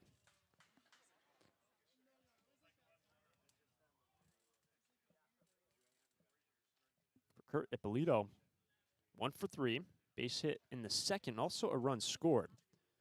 2nd pitch as the 1-2. The 0-1, pardon me, misses low. 1-1. Well, you feel like you just heard a big breath in unison from these Forester fans. That felt like that big hit from Smaldino kind of opened up the inning, add some major insurance runs here, especially later on in this game. 1-1 pitch from Miller. And this ball is lined into right. Mateo Lake moves in and makes the squeeze. Didn't have to move all that much out and right. And Kurt Ippolito, the liner into right field to end the inning. But Dominic Smaldino, the 3-run jack here in the 7th. Sturs now lead 7-2 on our way to the 8th. It's out of here.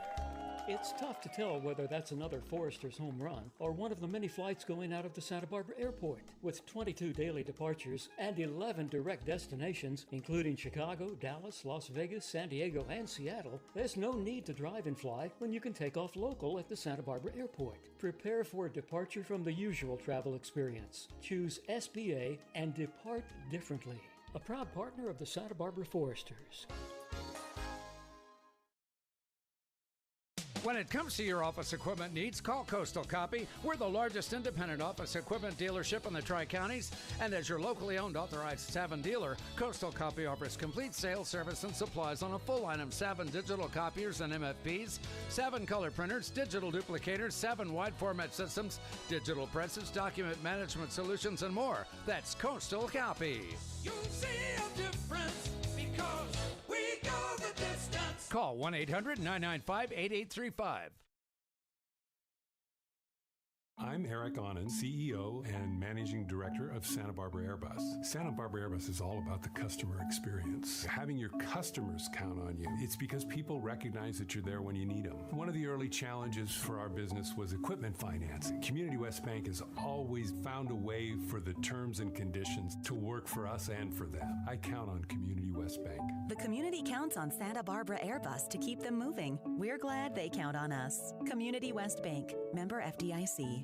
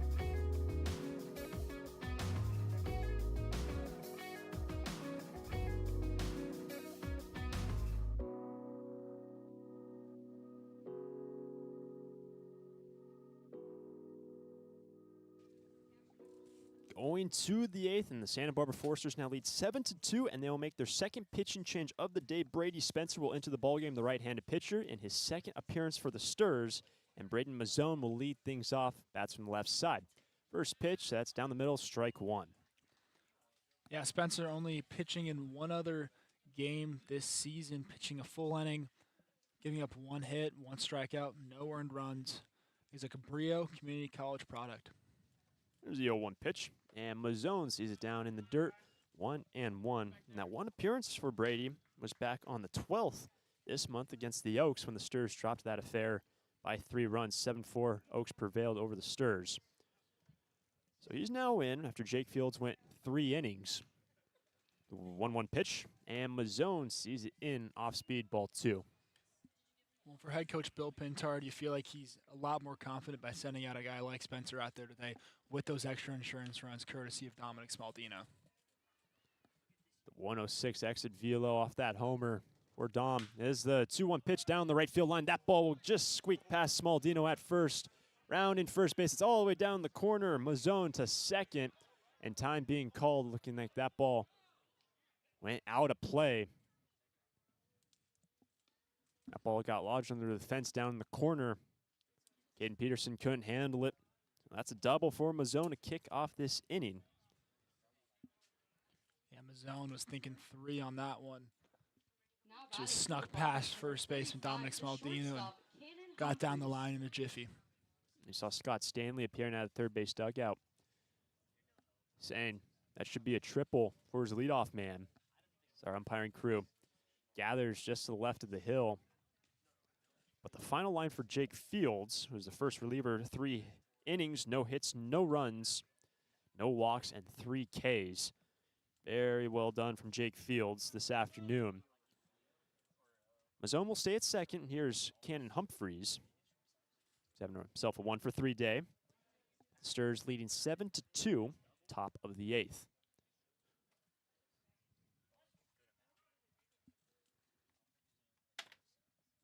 Second batter now for Brady Spencer.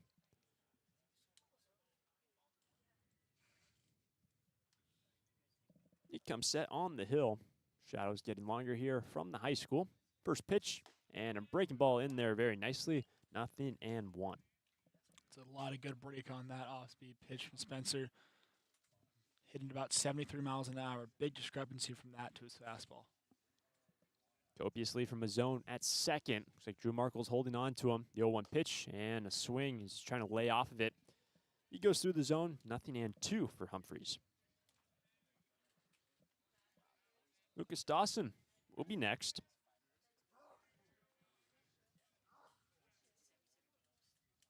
Brady Spencer coming set, looking to retire first man in this inning. The 0-2 pitch, and Humphreys, he went around, and Brady Spencer strikes him out with a good breaking ball.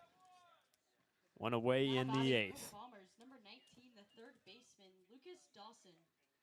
Well, that off-speed pitch, that curveball, is really what Spencer brings to this table, and it is so strong. It's got incredible break from left to right, and it is critical in his arsenal in order to get that established early. We should have a pinch hitter for Dawson in the 8th spot. Dalton Irwin now to hit for the third baseman. Man still at second. It's Mazzone, but now one down. Sturs still lead by 5.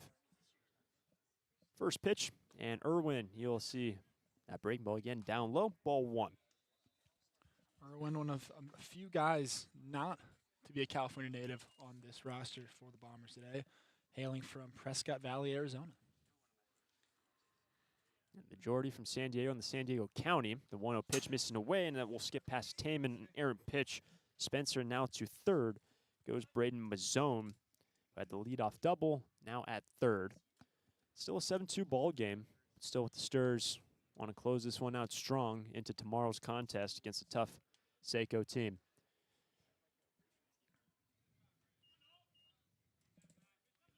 Dalton Irwin is ahead in the count. Standing in for the first time today. 2-0 pitch, and that's down low, ball 3. Spencer looking to reset here. Noah Burton on deck, the 9-hole hitter.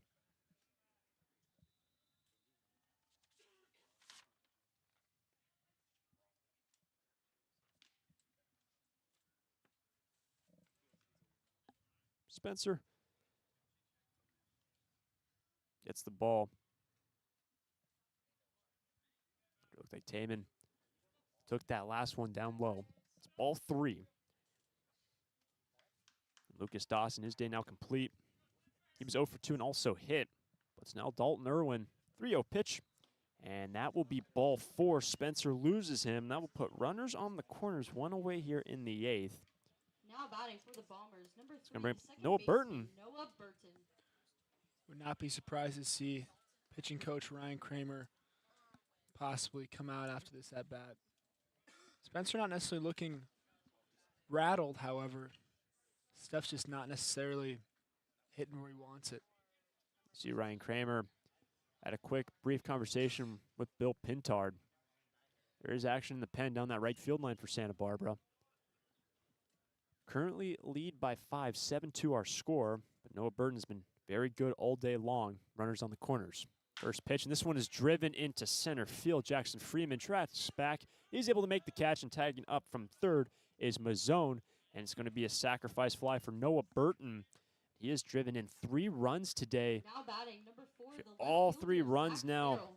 coming out the bat of Noah Burton. The sac fly into center field. 2 gone. Well, in reality, no harm done. Obviously, a run on the board. You got an earned run on your season average, but really it doesn't count because of this game. And so, on top of that, you still keep the runner at first. The double play is still, you still have the force out at second. So, Spencer not necessarily in that bad of shape right now. Here's Zach Farrell, top of the order. Dalton Irwin remains at first base, but now 2 gone. Here's the pitch, and Farrell over to third base, and that ball is a fair ball. Got in and out of the glove of Ippolito, and that's down towards the bullpen. And the runner will hold up at second after Ippolito deflected that one in the fair ground. Past the third base dugout, he was able to slow it down. Maybe save a run, depending on how far that one got down the corner. Yeah, and Ippolito did a really good job at vocalizing he needed help at third base, so both Markle and Spencer hustling over to ensure that the runner at second was not able to advance. And like I previously mentioned, here comes pitching coach Ryan Kramer, hoping to hopefully calm down his relief guy right here, Brady Spencer. So Farrell now collects his first hit of the ball game. He's reached 3 times. He's got walked. He was hit.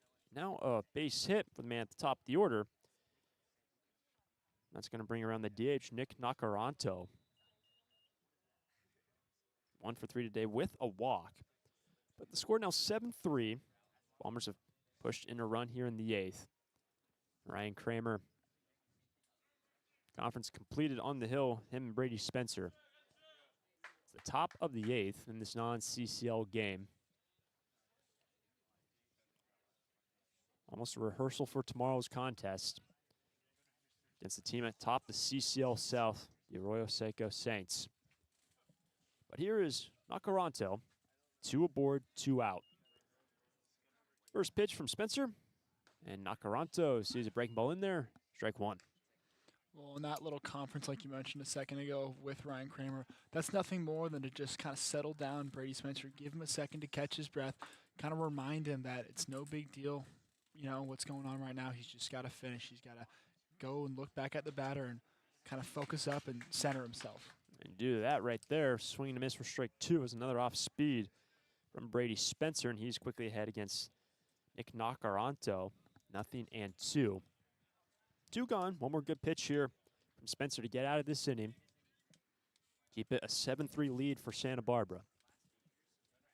Here's the pitch. Nacaranto, he will get hit on his right side, and Nacaranto will load up the bases. To third goes Dalton Irwin. Farrell to second. Things get a little interesting here. The Bombers bringing the tying run to the plate. Top of the 8th. Nacaranto gets hit.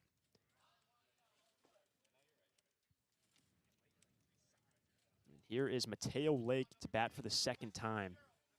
He struck out against Fields when he pinch hit for Finelli in the last inning. Bases now loaded, 2 gone. Here's the pitch, and it misses away. Fastball, ball 1. Well, Spencer does have to be careful here with Lake. You know, he played in 44 games at Cal State San Marcos this last season, hit .290, had 51 hits, 28 RBIs, and did hit 4 home runs. So this is a little bit of a precarious situation right now. And the breaking ball is in there for a strike. Good delivery from Brady, 1-1. There are guys up down that right field line tossing for Santa Barbara. A run already in for San Diego. Tying run at the plate. Here's the pitch and the breaking ball. Missing in, ball 2. What I think Spencer's got to realize here, too, it's okay giving up the small kind of dink hit. What you don't want to give up is the big fly. You don't want to give up anything more than a single. So you got to focus up and really pick your pitches wisely. 2-1 pitch. Mateo Lake in the right center field. That ball is deep for Lake. Deep, and that ball is gone. We are tied up. Mateo Lake, the grand slam. We are tied at 7.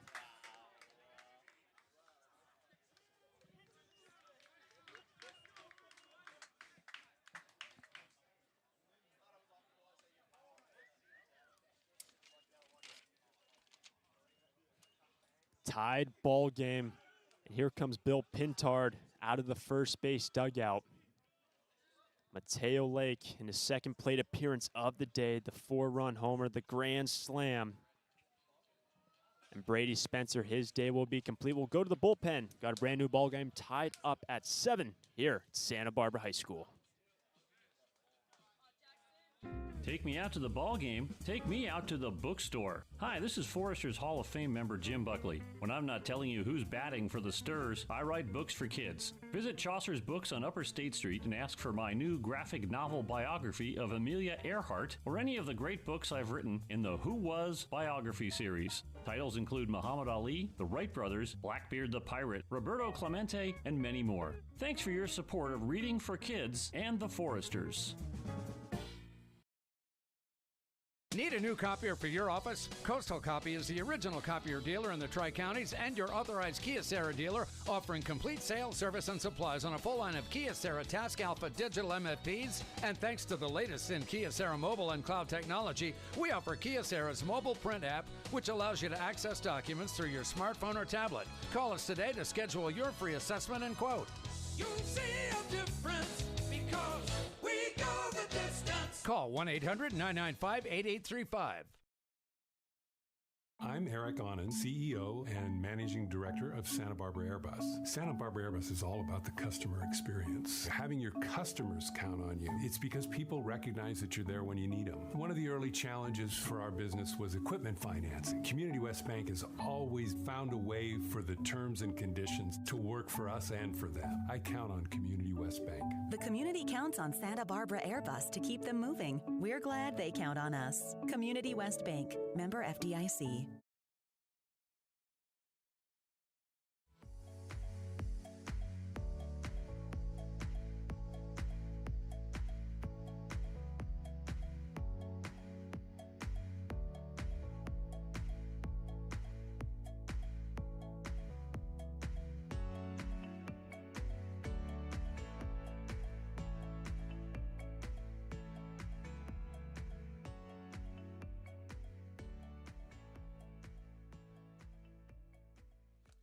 New pitcher coming in for the Sturs will be Jackson Cloud to take over for Brady Spencer. We are now tied up 5 runs in this inning for the Bombers, and here is Jason Wright with 2 gone.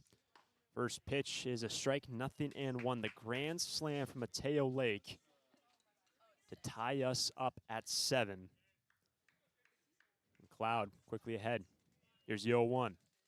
And Wright lines this one past the first base, and that is a base hit in the right field. It's going to bring up Zach Torres. And the Sturs just trying to get out of this inning as soon as possible, but obviously the damage already being done. 5 runs in for the Bombers. Yeah, Bill Pintard going back to his vet and Jackson Cloud. Seen him in 2 separate games this season. I was lucky enough to be on the call for one of them, starting against the Ventura Pirates. Had a fantastic day with 6 innings of scoreless baseball. Ball's over too short. Marco fields it off 2 hops to throw over to second for the force out. They get the force out. Jason Wright at second for the 3rd out of the top of the 8th inning.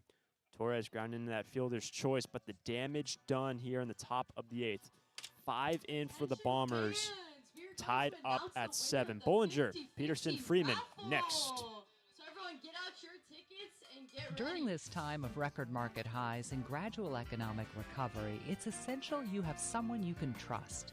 For 10 consecutive years, the Santa Barbara News Press Reader's Choice Poll has awarded Tremblay Financial Services recognition for the financial guidance they provide their clients. Tremblay Financial Advisors continually educate their clients with new options and financial planning tailored fit to you. For more information or an appointment, call 569-1982 or log on to tremblayfinancial.com. Securities and advisory services offered through Centaurus Financial Inc., member FINRA and SIPC, a registered investment advisor. Tremblay Financial Services and Centaurus Financial are not affiliated companies. Investing involves risk, including potential loss of principal. No investment strategy can guarantee a profit or protect against a loss in periods of declining values. We're Tammy and Scott from Draftsman Ale Works here in Goleta, California. For me, making beer is a dream come true. Seeing the community come together in our brewery is a fantastic feeling. Community West Bank has trusted and believed in us from the very beginning. Not only have they helped us by getting to where we are today, but they're helping us lay a path for where we want to go. We count on them. The community counts on Draftsman Ale Works to bring people together. We're glad they count on us. Community West Bank, member FDIC.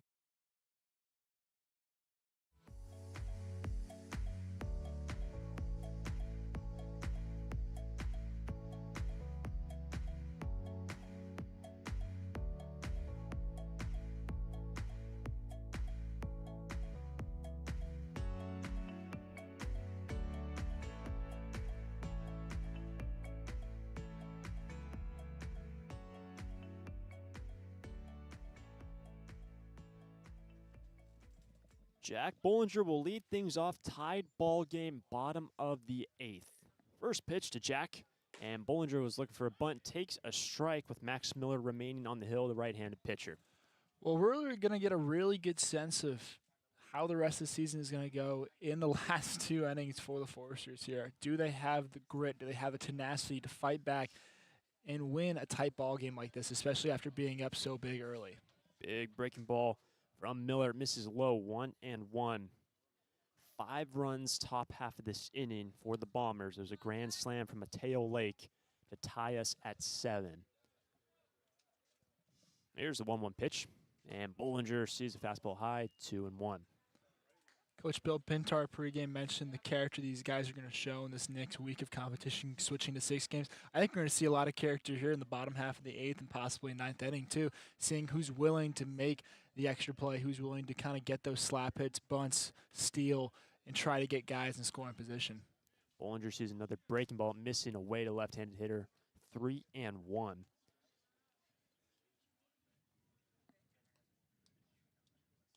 Bollinger is able to reach base. Top of the order is on deck.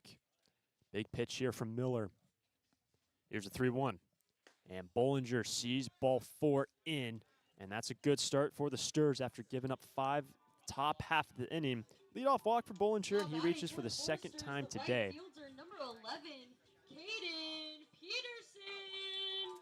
Here is Caden Peterson. Cole, in this one, you felt like, well, the Sturs were leading. They had that big lead, the 5-run lead. The first run comes in, tying run at the plate in the grand slam. A lot different feeling now as the first pitch. Breaking ball is in there for Peterson. Thought all this game was all about building towards tomorrow and resetting, and now you just got a almost similar situation last couple games. You got to scrap and fight late in this ball game. Check back to Bollinger.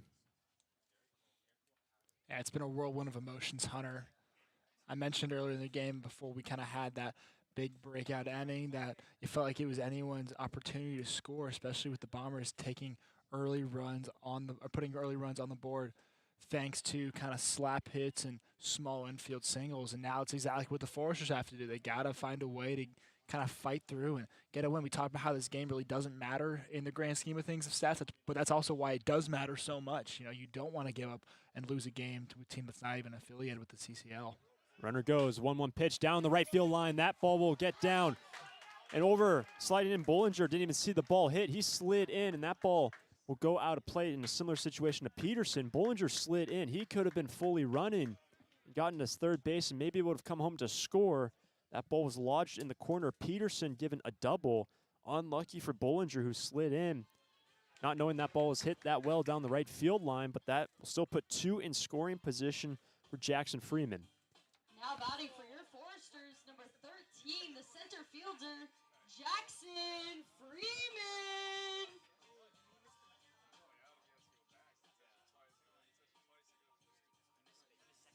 And now Bill Pintard appearing on the first base dugout. They're saying Bollinger back to the first base dugout. Sounds like they're trying to claim he didn't touch second despite him sliding in. Well, he slid in, assuming he touched the base when he slid in, but he's currently back in the first base dugout. And Bill Pintard out of that first base dugout. That ball was hit well. Down that right field line, was lodged into the corner, giving Peterson 2 bags. This is one of the most interesting calls I've seen in a long time, especially at this point in this game where runs are so important.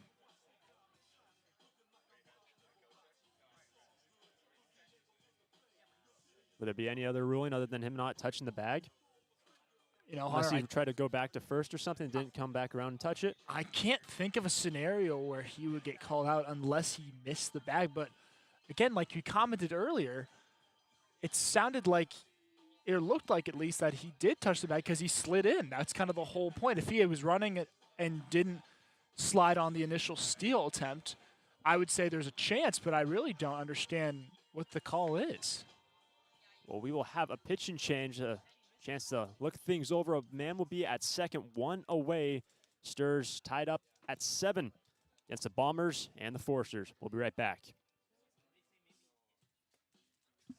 Take me out to the ball game. Take me out to the bookstore. Hi, this is Foresters Hall of Fame member Jim Buckley. When I'm not telling you who's batting for the Sturs, I write books for kids. Visit Chaucer's Books on Upper State Street and ask for my new graphic novel biography of Amelia Earhart or any of the great books I've written in the Who Was biography series. Titles include Muhammad Ali, the Wright Brothers, Blackbeard the Pirate, Roberto Clemente, and many more. Thanks for your support of reading for kids and the Foresters. Need a new copier for your office? Coastal Copy is the original copier dealer in the Tri-Counties and your authorized Kyocera dealer, offering complete sales, service, and supplies on a full line of Kyocera Task Alpha digital MFPs. And thanks to the latest in Kyocera mobile and cloud technology, we offer Kyocera's mobile print app, which allows you to access documents through your smartphone or tablet. Call us today to schedule your free assessment and quote. You'll see a difference because we go the distance. Call 1-800-995-8835.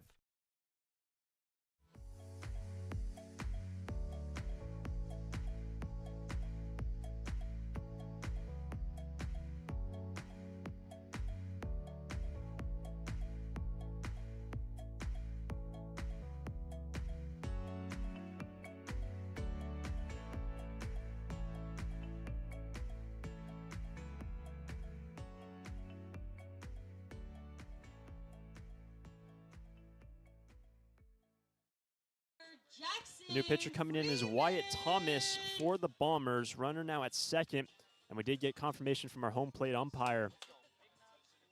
Bollinger did not touch second base when he slid in and called out on appeal. So Peterson, who had that double down the right field line, now at second. Bollinger, who would have been at third, out for the first out of the inning. Here's Jackson Freeman. First pitch, foul back, strike one. Yeah, really odd kind of sequence of circumstances there for the Foresters. There's an interesting perspective here because we all saw Jack Bollinger slide into second due to the fact that he thought he was just kind of stealing on a hit and run scenario. Turns out the call on the field that he did not actually touch second base. Really odd. Freeman fouls off the 0-1 pitch, strike two. With now one away, tied ball game. What a game this has turned into. The Sturs were leading by 5 the top half. This in the grand slam. Like the Sturs would have two in scoring position with no outs. A little bit different story now. Freeman falls behind 0-2.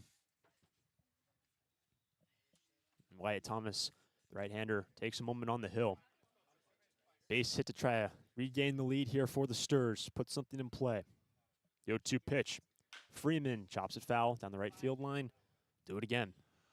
Well, in this game, being a perfect example is you never can underestimate your opponent in this type of scenario. You know, we've talked about how it's non-CCL affiliated team, how the Bombers are coming up from San Diego, how this really is kind of a pseudo scrimmage, if you will, and how the Foresters really put in some guys that haven't really played a lot. However, you know, you got to get the win regardless to build momentum and build confidence throughout the year. 0-2 nearly clips Freeman. That's ball one in 87 from Wyatt Thomas. Max Miller was pulled out of this ball game. Feel the energy coming out of Santa Barbara High School. Dipped down significantly. 1-2 pitch. Freeman swinging, trying to get to first base, and he will be retired from the catcher on the throw down to Mazzone. So Freeman will strike out for the second out of the inning. That's going to bring up Will Rogers, bottom half of the eighth. Peterson at second. And again, it would be such a different situation. But only one out, still two in scoring position. But it's going to be Will Rogers to try to drive in Peterson. You know Peterson can run. Yeah, Hunter, you feel like in this type of scenario, you need the run now. You do not want to force it to go to bottom half of the ninth. And we've obviously seen that it's a tie ball game. The Bombers aren't necessarily up. However, you don't want to risk it, especially with this dangerous Bombers lineup and the fact that you have a man that has a possibility of scoring on second right now. You want to jump at this opportunity. Can the Sturs capitalize? We're tied at 7, 2 gone. Peterson at second. 1-0 pitch. Rogers takes it down low. Ball 2. And by the way, on deck will be Jesse DiMaggio. If Will is able to reach, he's ahead 2-0. puts something in play. Here's the pitch. And Rogers will take a ball and over to third base with Jason Wright unable to handle that ball is Peterson. So now with Peterson at third, really no doubt if the ball's put in play, the Sturs take the go-ahead run at third base. Yeah, it's a gift right there. The Foresters just received the fact they were able to advance a runner. And now Will Rogers having a chance to put anything in play and score Peterson from third base. It's 3-0, DiMaggio on deck. Here's a 3-0 green light, and that'll go foul down the left field line. Strike one. Rogers seeing it well today. Again, only 1 for 3 with a single in the 7th. However, every single one of his at-bats, he's been able to make really good contact, whether it be fair or foul. 3-1 pitch. Rogers checks swing. Did he go? The first base umpire says no, and Rogers is able to work a walk, and that's going to bring up Jesse DiMaggio. Runners on the corners in the bottom of this 8th inning, tied at 7. Seemed like Will Rogers right there thought he might have swung.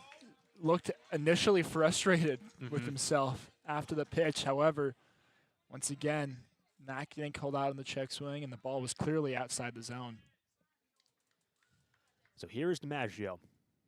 Go ahead run at third, bottom of the 8th. First pitch, Jesse takes down low, ball 1. DiMaggio standing in for the second time today. Had a ground out to third. But Peterson, who had that double, looking to score from third base. You're tied at 7, 2 gone. 1-0 pitch. DiMaggio drills this one towards the backhand of the shortstop. The board shortstop can't handle it, and a run will come in to score. Peterson from third, and Jesse DiMaggio puts the ball in play. And as a result, Peterson from third comes in to score. Sturs regain their lead 8-7. Well, the Foresters took a note from the Bombers right there, put it on the ground, and a great piece of hitting from DiMaggio there. Put it on the ground, hard hit ball, beating it out with your feet by any means necessary. That should be the message that's being projected in the Foresters dugout right now. Great job and great piece of hitting by Jesse DiMaggio. And it's going to go down as a hit for DiMaggio after Humphreys, the shortstop, that hard hit ground ball. Had a hard time handling it, and it'd be an infield single for Jesse and an RBI to put the Sturs back on top. First pitch now to Ryan Taman, sees it down and away, ball 1. Well, Cole, we were talking about how this team would respond, and even the call on Bollinger, you didn't know how things would react. That out being assessed on the appeal, not touching second base. They brought in a run, still a chance with 2 aboard. Taman ripping a miss, 1-1. Well, and on a call like that at second, being so odd, in the past we've seen Bill Pintard, get a little heated, but I think he recognizes the situation in the dugout and on the field and thought that that might be just the wrong way to go about it. And obviously he was right. The fact that he was able to calm his team and kind of continually push the message that they're just fine, their time will come as long as they kind of put barrel to the ball. The last pitch missing into Taman, nearly clipped his left elbow. It's ball 2. 0 for 3 today, but did work in a run when he worked a walk. Big opportunity, the 2-1 pitch. Taman check swing, but he'll take a strike, 2-2. Well, one thing's for sure, Sturs have scored a run going to the 8th, going into the 9th. They're going to have the lead. But maybe Taman can punt something in play, make it a little bit of a larger lead. 2-2 pitch. Taman sees a ball, runner from second to third. The play at third base, sliding in safely is Will Rogers. And runners will be on the corners. Rogers, another stolen bag, his second of the day. Full count. You got to give Rogers a lot of credit today, doing it on the base path, recognizing where certain pitches are, off-speed pitches, getting a good jump, and getting where he needs to go. Fantastic piece of running, once again, by Will Rogers today. 2 gone. Payoff pitch. And Taman swoops it high into center field. Torres trots back in the middle of the outfield grass, moves forward, and makes the catch. Ryan Taman flying out into center field for the 3rd out. But the Sturs, they do get 1 run. We head to the 9th. 8-7 our score. Sturs on top of the Bombers.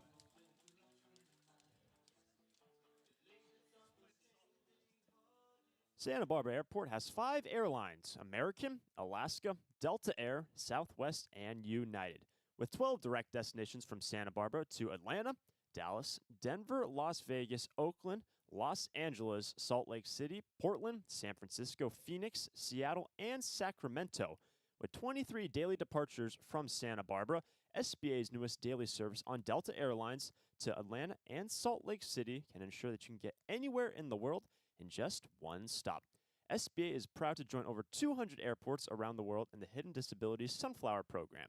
Passengers with a disability can opt into the program, and in doing so, trained staff at SBA will be there to provide additional level of customer service. You can learn more at www.flysba.com.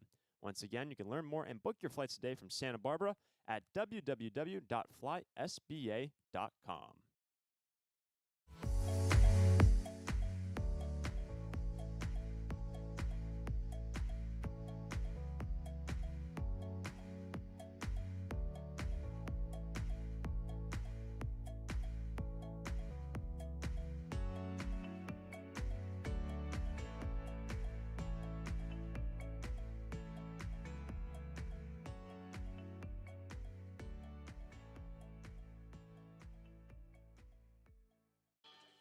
We head to the ninth inning, and what a ball game this game has turned into. The Sturs going into the eighth were leading by 5 runs. The Bombers had a grand slam, another run in that inning to put up 5. The Sturs take the lead in the bottom of the eighth, not without controversy as well. But we go to the ninth. Jackson Cloud now in a save situation, remaining on the hill, 8-7 our score. Yeah, Hunter, we've just kind of discussed off camera. This has been a wild game for a number of reasons, you know. Not only because of the massive lead changes, but the kind of emotional roller coaster that all the fans as well as everyone here in the booth has been on. You know, the Sturs kind of went into this game not really thinking anything of it, being a non-CCL opponent. The Bombers took it, honestly, as a real challenge to possibly prove the Foresters wrong, and they've done so today. Hopefully Jackson Cloud can close it out for the Foresters and get out of here with the win. First pitch to Braden Mazzone leading things off. Swing and foul tips that one back to Taman, strike 1. It's going to be Mazzone, Humphreys, Dalton, Irwin due up in this inning. 6, 7, and 8 for the Bombers. Cloud entered to record the final out in the 8th, which he successfully did. The 0-1 pitch to Mazzone. And the fastball 87 high and away, 1-1. In this situation, if at all possible, keep the go-ahead run from the plate. Don't let anyone reach base. Here's the 1-1 pitch. And Mazzone sees it in, 2-1. Well, if you're in the field for the Foresters right now, you got to be ready for every single pitch. Put your body on the line and make a play. 2-1. Mazzone drills this one. That gets past Markle at short lay and out. He had a crack at it, but that is a lead-off single for Braden Mazzone. And the tying run now at first here in the 9th. And Mazzone, he led things off in the 8th. Had a lead-off double and came around to score the first of the 5 runs. And he is having a heck of a game late here in Santa Barbara. A lead-off knock. It's going to bring up Kenton Humphreys.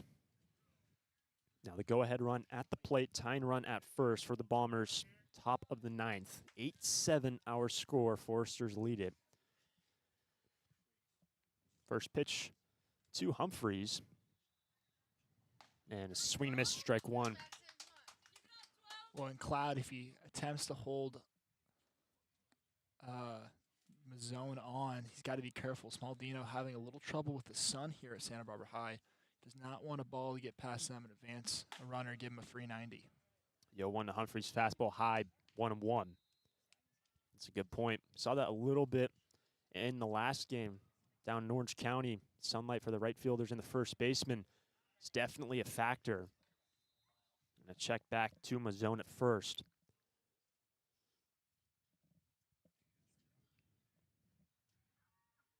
Here's the 1-1 pitch. And Humphreys went around trying to lay off. It was the breaking ball, 1-2. Humphreys down in the count.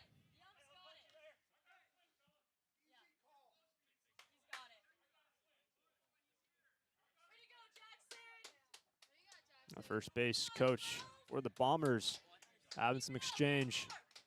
The coaching staff down the respective first and third base lines. It's 1-2, still a man at first. Cloud looking for a big first out. Here's 1-2. Humphreys just stays alive. Foul it back.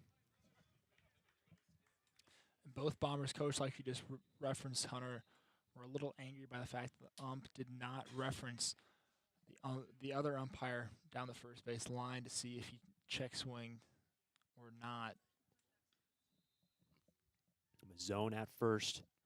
Cloud ahead. 1-2 pitch. Humphreys sees a ball down low. 2-2. It's a good-looking pitch from Jackson Cloud. Great off-speed stuff. We've seen this throughout the season so far. He's just got to locate a little better, and that'll be a strike. Man at first. Here comes a 2-2 pitch to Humphreys. Humphreys into center field. Skied up. Center fielder Freeman is there, and he will make the catch. Runner has to go back to first in a critical first out for the Sturs. Well, it's important to get the first one, Hunter. That's what sets the tone for us this inning. It also allows, by keeping the man at first and getting the pop fly, you keep the double play as a factor. So you really want to get a ball on the ground and possibly turn two and finish up this ball game with a W. Here's Dalton Irwin to hit for the second time, second plate appearance. The pitch, and Irwin sees a breaking ball for a strike. Well done from Cloud to get ahead in the count. Yeah, that double play in order. Braden Mazzone had a leadoff base hit. Main's at first, but one away. The 0-1 pitch checked back to first base. It'll remain 0-1 to Dalton Irwin, the 8-hole hitter. 8-7 our score, top of the ninth.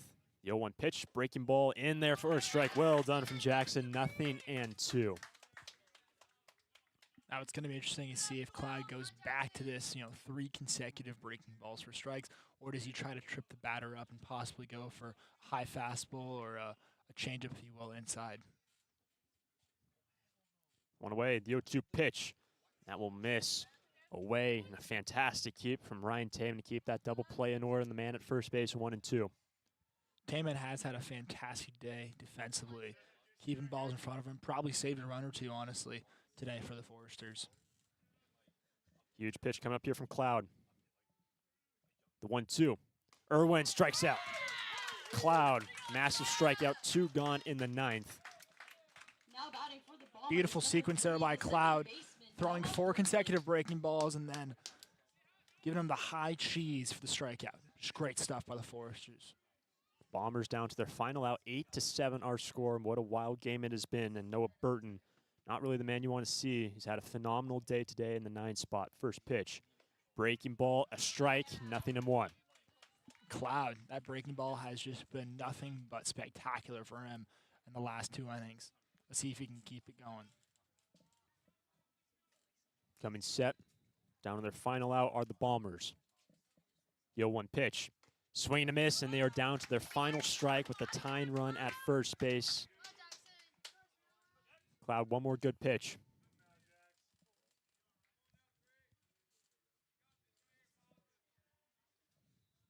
Tying run at first, 2 gone, 0-2. Here's the pitch, and Burton will strike out. Jackson Cloud comes in here in the 9th and gets the job done, picks up the save, and the Sturs hang on 8-7. What a game this was late. Yeah, Hunter, I mean, this is, again, they needed to set in a game. They needed to win. We've talked about how you didn't want to get behind the 8 ball. This obviously wasn't a CCL game, but regardless, a loss is still a loss. So 1 loss, it's an accident. 2, it's a coincidence. 3, it starts to become a pattern, and you do not want it to start to become a pattern for a lot of reasons. And this game was huge for the confidence of these guys to show that even with their non-starters in, they can fight back and they can win a close game, especially with the emotions running high throughout the game. I'm so amazed this game, how great this was. We'll also hear from Dominic Smaldino in just a few moments, so don't go anywhere. But final thoughts on this one, Cole, before we head out into tomorrow's game on the road? It obviously was unfortunate to see the Foresters lose the lead, but I was so happy to see the fantastic at-bats today and kind of shifting of kind of perspective for the Foresters at the plate, and different mindset going into at bats, taking more pitches, hitting the other way. The amount of guys that hit either right to left field that are righty or lefty, the opposite side today, was fantastic. Between that and the great base running, only a few guys had a few, mishaps here and there, but as a whole, the Foresters played clean baseball and were able to get it done in the end. Fantastic stuff. We'll step away and then we'll hear from Dominic Smaldino when we return here to Santa Barbara. We'll be right back. During this time of record market highs and gradual economic recovery, it's essential you have someone you can trust. For 10 consecutive years, the Santa Barbara News Press Reader's Choice Poll has awarded Tremblay Financial Services recognition for the financial guidance they provide their clients. Tremblay Financial Advisors continually educate their clients with new options and financial planning tailored fit to you. For more information or an appointment, call 569-1982 or log on to tremblayfinancial.com. Securities and advisory services offered through Centaurus Financial Inc., member FINRA and SIPC, a registered investment advisor. Tremblay Financial Services and Centaurus Financial are not affiliated companies. Investing involves risk, including potential loss of principal. No investment strategy can guarantee a profit or protect against a loss in periods of declining values.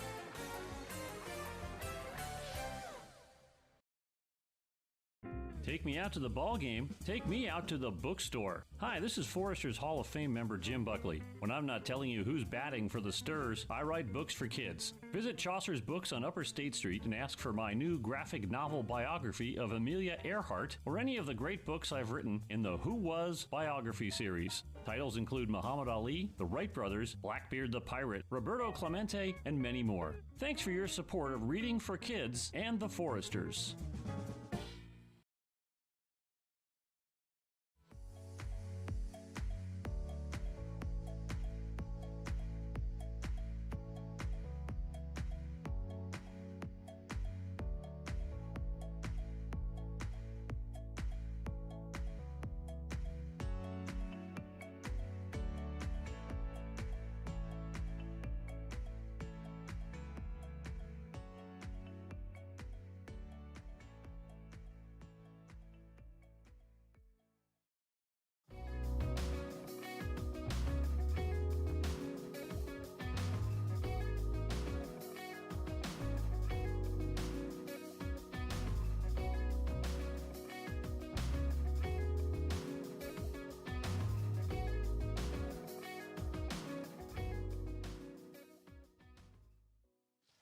Welcome back to Santa Barbara, and we are now joined by Dominic Smaldino. Smaldino, you had a couple home runs the last couple games. How has that been feeling for you? It's been feeling especially good.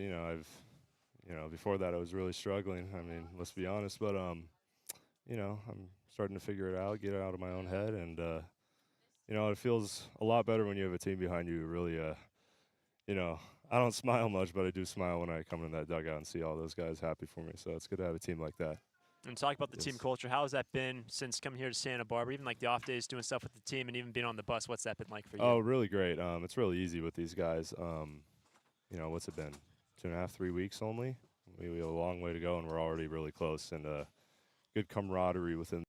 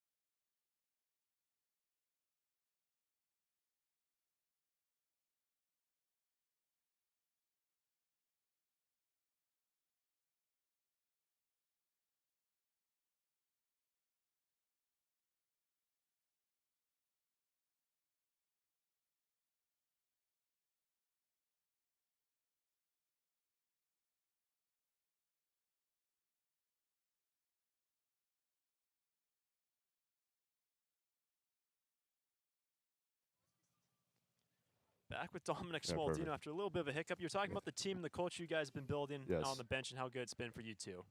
Yes, it's been really easy with these guys just to, it's just all around good culture. Even from day one, I got close with guys instantly, and on the bus and on off days and practice and whatnot. It's only been 2.5, 3 weeks, and I feel like we're already really close and good camaraderie amongst us. That's fantastic. Yeah. Talking about the first base, at first base you were there, the sun's setting. How much was that was a factor for you over there? Not until the last inning there, in the ninth. It was only really the throw from short and warm-ups. I'm glad it didn't happen in the game. I didn't get one in the game because I would have been, I wouldn't have been able to catch it. It was really bad there. But other than that, it didn't really affect me at all. I guess I got lucky. Yeah. You guys are coming off a rest day yesterday. Did you do anything fun here in Santa Barbara with the off day yesterday? Yesterday, actually, so I'm from Orange County. I just Yeah. headed home and went to Disneyland. Oh, sweet, Yes, yeah. Yes, with Fantastic. the lady friend. Oh yeah, that was nice. It was a good time and much needed time off. I guess it's been a grind, and yeah, just happy to be back out here with these guys. Awesome. Well, Dominic, thank you so much. Well done today. It was great talking with you. Yes, Appreciate your time. Thank you very much. Thank you, Dominic Smaldino. His great performance here this afternoon. The Sturs take it 8-7 over the San Diego Bombers, and what a game it was here this afternoon. The Sturs looking to regroup and continue this performance on the road tomorrow with a first pitch at 6:05 down in Pasadena against Arroyo Seco. So for all the crew behind the scenes and for Cole Walker, I'm Hunter Schmink saying so long. We'll see you in Pasadena tomorrow, 6:05 first pitch. We'll see you then.